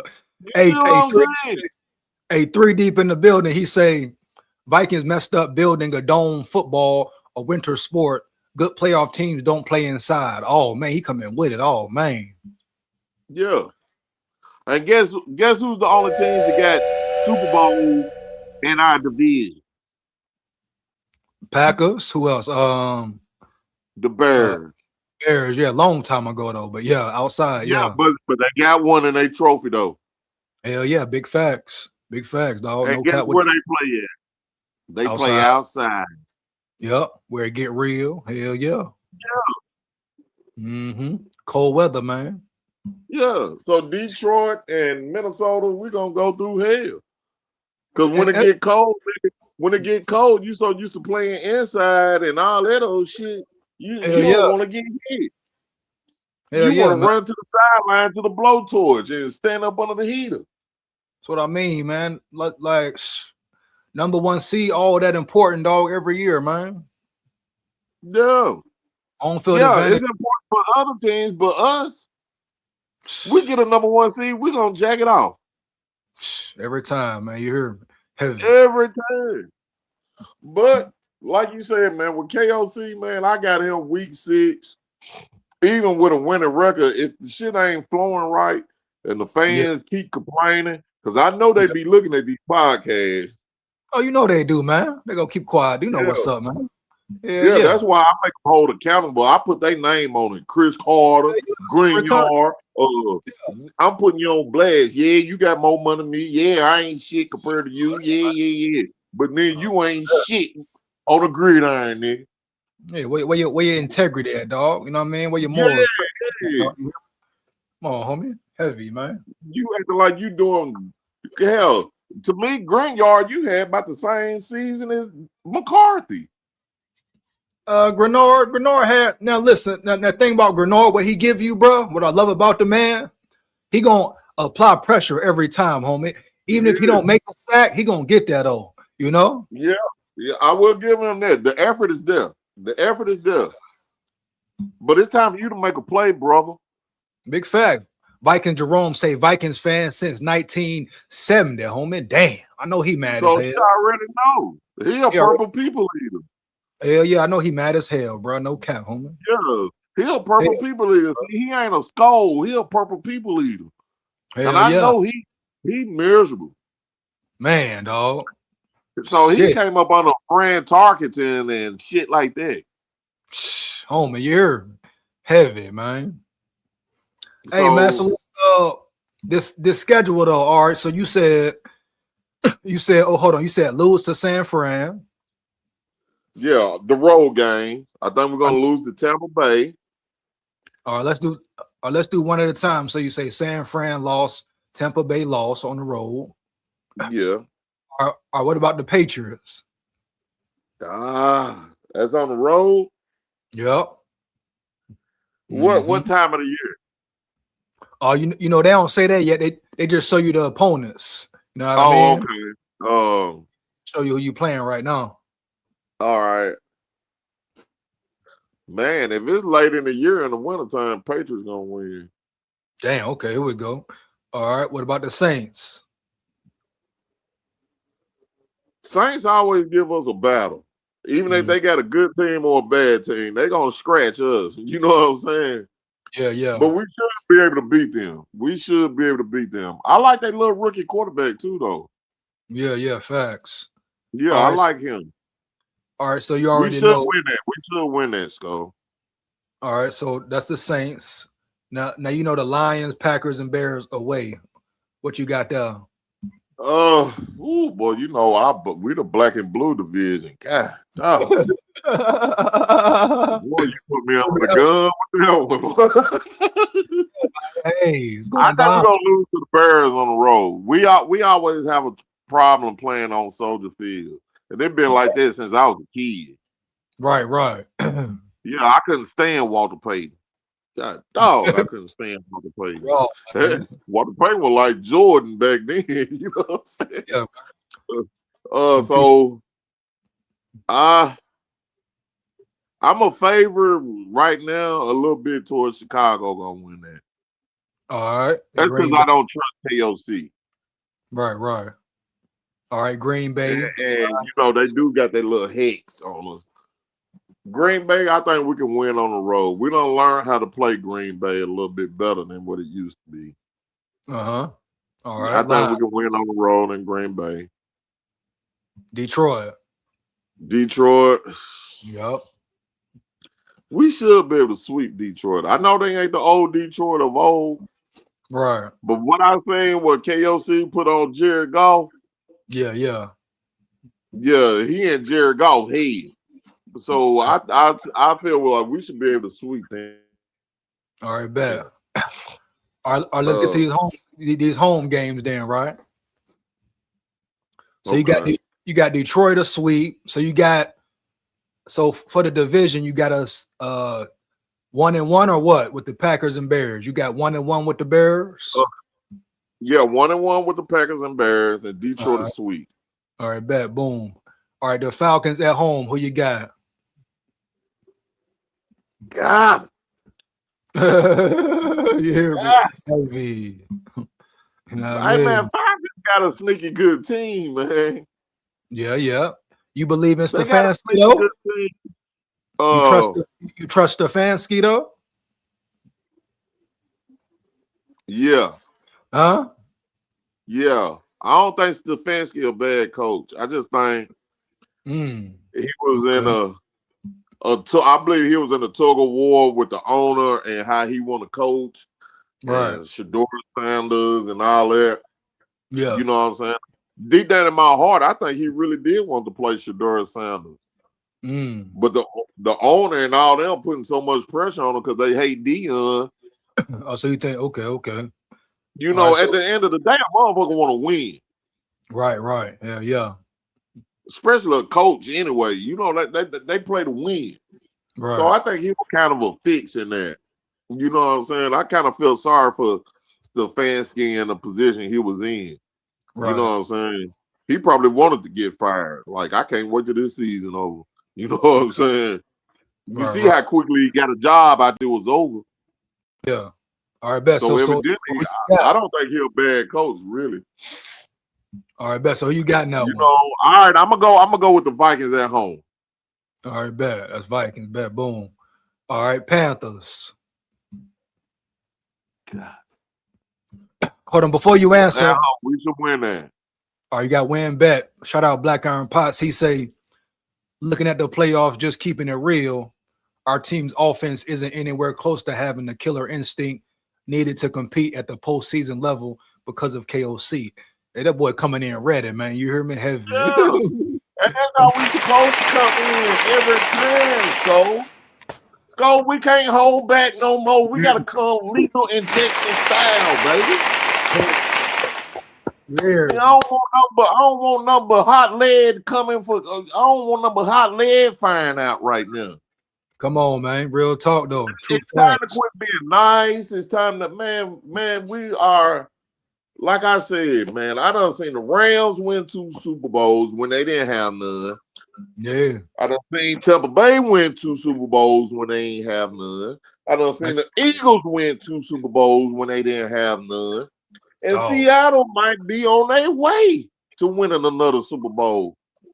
Come on, man. Matter of fact, I done seen goddamn New England win 6. Come on, man. Shit crazy, dog. And fell off.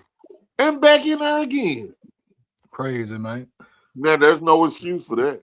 Boy, this heavy pressure on KOC head. And then you walk in to all this talent. You walk into all this talent and you quarterback whisper. I never heard a quarterback whisper until this dude got hired. Come on, man. I heard a quarterback coach. Yep. But quarterback whisper. How? Like why? Yeah. How ESPN come up with a quarterback whisper? Yeah. What are you doing? They just crying. He ain't even call the plays in the Rams, dog. Man, I just got on. I got on a podcast last night. Vocal Vike was on there last night, and I said, man, I said, the hell, we got to do something. Hell, make Randy Moss the head coach. And then this white dude said, oh, Randy Moss ain't never been the coach ever. I said, KOC haven't been a coach. And he ain't even called plays before. Right. Yeah. Talk to why him.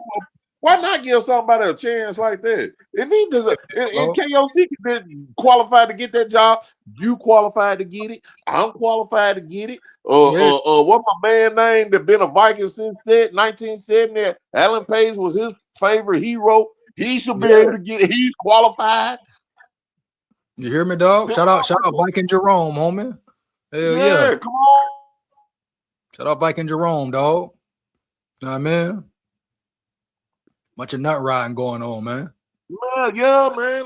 Oh, man, that FTW dude. Oh, my God. We got to take him out. We got to take him out of here. We got to ruin his podcast because he is all over KOC. People say whatever, bro. You know how it go.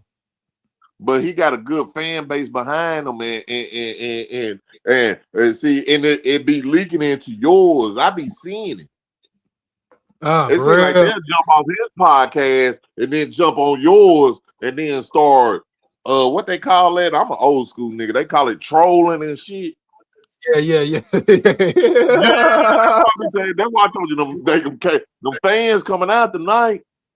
Nigga, you were just on Dude's show. Yeah, who that? You talking about? Here talking crazy, and then they get you talking crazy. Nigga, shut up! I'm gonna tell your wife I'm gonna clap her ass cheek. I said, oh. You know me, dog, on the head, bro. Hey, Dre, they can't run. And they can't run from the truth for long, bro. Heaven. No. But guess what, though? He gonna keep us in mediocrity. He gonna keep us mediocre with that old KOC nut riding shit. Yeah, dog. They love him for what, man? Every time. Yeah, then you trash Addison. Man, I ain't heard you trash the drunk yet. Not once time, homie. Hey, Wes Phillips didn't get in no trouble, and he still got to travel with the team, homie. You know what I mean? Yeah. I'm talking about, now at least you can shave, nigga. Shave. Man, he do what he wants to. Yeah, he do what he wants to. Put the bottle down before you came to work. Nah, man. Hey, look, he say, my best laugh for 2025 was watching EJ lose his mind over the QB sneak with Hawkinson. Man, that trash play. Oh, that's when I met you. That's when I met you. For some reason, I don't know. I guess the phone shit was, I was cussing so much and going out so bad. Man, I just cut my YouTube on and I seen you. Yeah. I said, damn. I said, then my partner pulled up. I said, hey, look at this crazy ass nigga right here. He just like me. Oh, man. Man, when he did that quarterback, that tight end sneak with Hawkinson, and we got shut out, when he did that, I seen the whole team body language change. They gave up. Everybody gave up with the defense. Domino effect, man. Yeah, he do plays like that where it deflates the team. Yeah. Oh, yeah. That's why when people, I wish we would have got Aaron Rodgers and let him kind of groom a little bit, because you are coming off a meniscus tear, so you ain't really been practicing like that. So sit back, learn from a vet, just like everybody do. Hey, if the great Aaron Rodgers had to ride the bench 2 or 3 years before he got his shot, what good is you? Right. You know what I'm saying? Learn the position, learn how to play. Yeah. And then we could have cut ties. You could have did that with Sam Darnold. Right. But the way you came with the deal, I would have left too. Yeah, Rob Norwood say last year everyone was giving KOC flowers. Shit, who? Yeah, who? Flowers? Who, man? Yeah, I've been about when they fired when they fired Zimmer and hired him, man, they were killing me, man. My friend was, oh man, you got you a damn good coach. I said, I don't like him. I don't like him. I don't like Kirk Cousins. I don't like none of that bullshit I see out there. Especially when he was coming back, we down 33-0 against the Colts and shit like that. Right. And I mean, we did come back and win, but damn. True. Just like you said, you can't put together 4 quarters to save your life. Can't give us 20, man. Come on now. 20? Yeah, you can't put together 4 quarters. Not one time, Dre. Not yet, bro. Not one fucking I remember quarter. blowing Green Bay out on the road. Nigga, they damn near came back. Hell yeah, I remember that too, bro. Heavy. Yeah. Hey. So you can't put together 4 quarters. I'm tired of playing first quarter good, you stink up the second and the third, and then you got to go through all these dramatics in the fourth. Just go in there and kick their ass, blow them out, and let's get out of here. Right. He can't do that. He have no Rob, killer mentality, man. Big facts. Hey, Rob say the Vikings could not afford Donald. Yeah, they could. Donald didn't want to stay. Are you paying attention, homie? They didn't want to stay, homie. Period. Man, that's what pisses me off, man. All them people got money, man. Hell yeah, bro. It's just on how you want to spend it, man. Right. Darnold wanted to leave. Just like period. The NIL, just like all these colleges, they got money. It's just how you want to spend it. Period, homie. Hey. Shout out to Derek in the building. He said KOC needs to get an offensive coordinator and stop calling plays. Big facts, homie. Oh yeah. You hear? Yeah, that's big facts. That's major big facts. But the counterattack that. I mean, we stuck in that position right now because we ain't gonna fire him. But our only option is to get this dude out of our city, man. Yeah. That's the only thing I can see, bro. It's tough, the tight end sneak. Yeah. With a dude that's coming off a torn ACL the year before.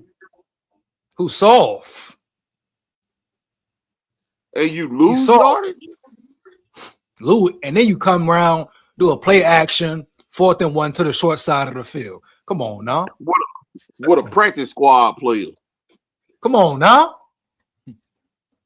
Man, I bet you can find another quarterback on the practice squad on somebody's team that's better than Browser. But since he feel like he the quarterback whisperer, he think he could go get any quarterback and fix him. We already see that's a no-go. That's been proven. Hey, hold up, Drake. Hey, he say JJ McCarthy will ball out in 26. Trust me. Let's go to Derek. I like that, man. Yeah. You know how I know he gonna ball out?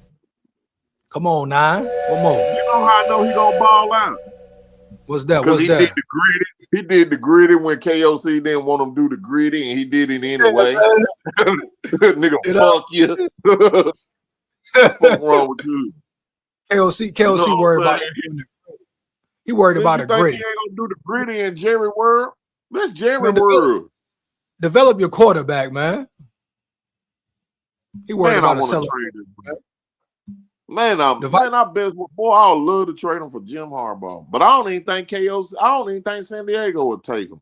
I think dude don't really ruin his little head coaching opportunity. Man. If he get fired, he ain't gonna be no head coach for another 7, probably 10 years. Now you're gonna have to work your way. You're gonna have to work your way this time. Hey, Rob, the quarterback whisperer, the offensive coordinator, and all that. You're gonna have to work your way up. Hey, Rob Norwood say the Vikings had the most expensive roster in the NFL. You like the D-line, the most elite wide receiver in the NFL? If only KOC could see their future. Come on, man. Hit him up again, SKOL. Hit him up again. Come on, man. That was heavy. Can you see the future? Come on, now, man. That's where I think you can hit Kwesi a little bit on that because you did overpay Hargrave and Allen. But still, at the point, damn, dog, get out there and compete. Nigga, this money ain't free. Hell yeah, and they play good ball for at the end of the season, especially, man. You know? Yeah. I mean, when KOC got on board, Hell yeah, defense was on point. Yeah, see KOC style, he separates the locker room, the offense versus the defense. Goddamn, we've been on the field a whole quarter, and all you keep doing is 3 and out. Now you starting feud in the locker room. Hell yeah. Cause motherfuckers might get to talking shit and jugging and all that shit, laughing and kidding. Somebody ain't gonna be able to take that. Right. Yeah. And then it's gonna be a fight in the locker room. You know what I'm saying? You see how JM was looking at him on the sideline. You know what I mean? Yeah. I heard JJ McCarthy ain't really like KOC. No, I'm talking about Josh Metellus. How he was looking at him in that one game on the sideline, bro. Oh yeah. I mean, that's a lot of players. That's all of them. If you go back and look at that tight end sneak he did in Seattle, if you go back and look at them highlights, look at the sideline. Yeah. When we got to stop. Yeah. And you see everybody body language. Yeah. Hey. Remember the Giants game? How B-Flow looked up at the clock like, what the hell this dude doing, man? The play JJ got hurt for real. Brian Flores is like, what's going on? Nah, man. Man, this ain't no video game, man. This ain't no Madden where you can hit Hail Mary and throw the ball up and all that. This ain't that. Hey, I mean, he a PS5 coach. Hell yeah, bro.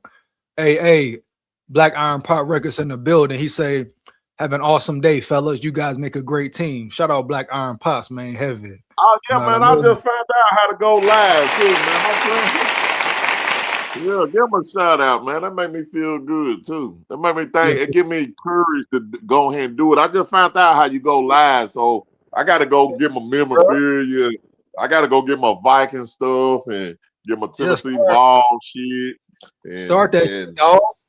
Yeah, we're going to collaborate, man. We're going to collaborate, man, because we got to start our own media, man. I'm trying to overthrow folks. I'm finna go burn them out pooting on these fools. You know what I'm saying? Yeah, you get in the way, you get ran over. You know what I'm saying? Yeah. Because all that Paul Allen and FTW and all that nut riding shit. Hey, he said Darnold got $110 million deal from Seattle. Minnesota couldn't even match it and not have the tools to protect the QB. Oh man, we had the money. You didn't have to get Hargrave and Allen, Jonathan. Nobody didn't want him no way. You could have got them for a steal. Bruh, people keep forgetting the point. Sam Darnold was not gonna stay. No, damn, homie. He didn't want to stay. He seen how dude operate. Yeah, he read KOC, bro. He knew, homie. Yeah. He knew, dog. I'm telling you, he knew. And then I put up all these numbers and stuff like that, and all that. Then you got me embarrassed in back-to-back weeks with these stupid ass. Man, I seen goddamn count in that playoff game against the Rams. Yeah. Broke a 70 yards and got to the 1 yard line and we couldn't even score. Come on, man. You remember Cam Akers broke that run? Mm-hmm. Yeah. We couldn't score it all last year. Next 4 goddamn plays. Piss poor, dog. Come on, man. You can't score on a goal line, homie. Heavy. That's what I'm saying. When he do, even if we have a winning record, I would still think he get fired over dumb stupidity thinking like that. It's gonna get you fired, brother. It's gonna get you fired. You're gonna tell me you can't get 3 feet? Just give me 6 inches with the line of scrimmage push. You hit the hole hard. If you're 6'2" or 6'3", you should be able to lean and get the first, like the running back from Seattle. Hell yeah, no cap. You know what I mean? He never go backwards. No, what man? Jordan Mason, man, boy, when we signed Jordan Mason, I said, here comes my first Super Bowl. Real dog, real Levy dog. And guess what? Did he get 100 carries this year? I don't believe so, man. He probably didn't get 50. No, he probably got 60. Come on, bro. For real. And he 1,500 yards easy. Damn, with Jim Harbaugh, he probably been a 1,800 yard running back.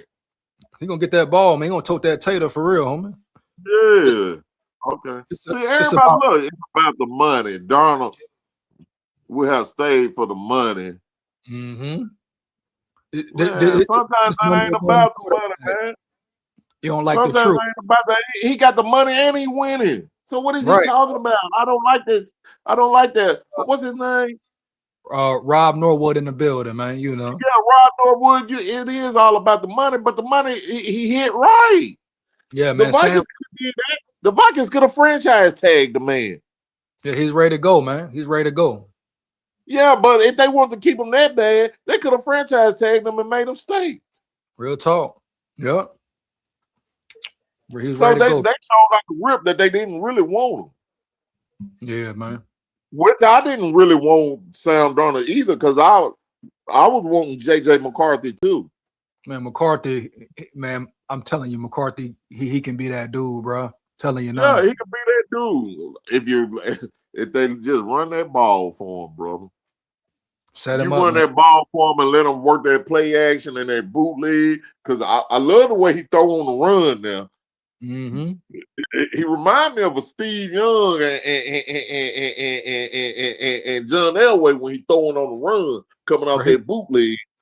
Bro, his arm talent is crazy, man. Period, homie. Yeah, but you know, we ain't gonna get to see it long as this dude is head coach. He want him to be, man, everybody, see, he come up on the Tom Brady. Everybody is not that, bro. I know Tom Brady made it look easy.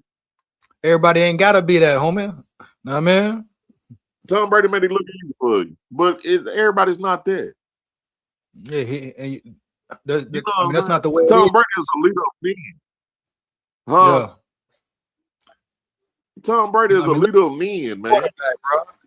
Look at every quarterback. Brock Purdy, Kyle Shanahan development, dog. You know? Caleb Williams, Johnson. Kyle Shanahan run that rock, man. Yeah, but I'm saying he also know how to develop a quarterback as well. You know? Yeah. Ben Johnson, Caleb Williams this year. Yeah. Come on. Yeah, Man. hell yeah, you do. And then you put that in with the running game. Man, 6th round pick. Look at the play like, man, I went to the Super Bowls a couple of times and close to the Super Bowls. And come on, man. Yeah. Stop. Just Shit stop. crazy, Just God. Bro. I know how you feel, I'm telling you, man, you taking my blood pressure up the hill with this guy, man. I don't know what to do, man. I don't know. I mean, we in for a long year, bro. We're gonna have to go through all this off season. Yeah, we're gonna see, man. And then, oh Lord, man, please don't man. look like how he looked. His first game, like, I don't want him to look like he looked against the Bears in the first game. If we see that man stinking the first game, if we see the same thing that we seen last year on the first game, 3 and out, he's out of here. Yeah, gotta be, man. Gotta be. Hey, Dre, he's out of here, hey, I'm finna get ready to get up out of here. So your final thoughts, man, on the Vikings, dog. My final thoughts? Yeah. Boy, you put me under the gun. I love my Vikings, and I'm gonna stay with my Vikings. Right. My final thoughts is, don't worry, Purple People Eaters. Week 6, KOC will be gone with the winning record or nothing. KOC, the fix is in on this guy. KOC will be gone. B-Flow will be anointed head coach no later than week 8. Oh, man. That's the final thought. And I'm telling you, take that to the bank, SKOL. Yeah. You say he out of there, huh, man? By week 8, that man out of there. I don't give a damn if we got a winning record or not, because a Tiger ain't gonna lose his strike. I got you, man. Hey, Dre, man, appreciate you coming up, dog. Hey. We're gonna next time, man. I'm gonna try to get that live shit straight, and we're gonna hook up, brother.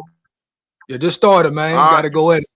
All right, bro, hold it down. All right. Shout out Dre in the building, man. Heavy, bro. SKOL Vikes, man. You know what I mean? Purple People Eater gang is back. Like I said, 2 hours in, man. Finna get up out of here. You already know what it is. Tomorrow, I got the Bama Live, Roll Tide for the Pride. Rock and roll with me, lock in with me. Friday night, man, I'm gonna have a guest on.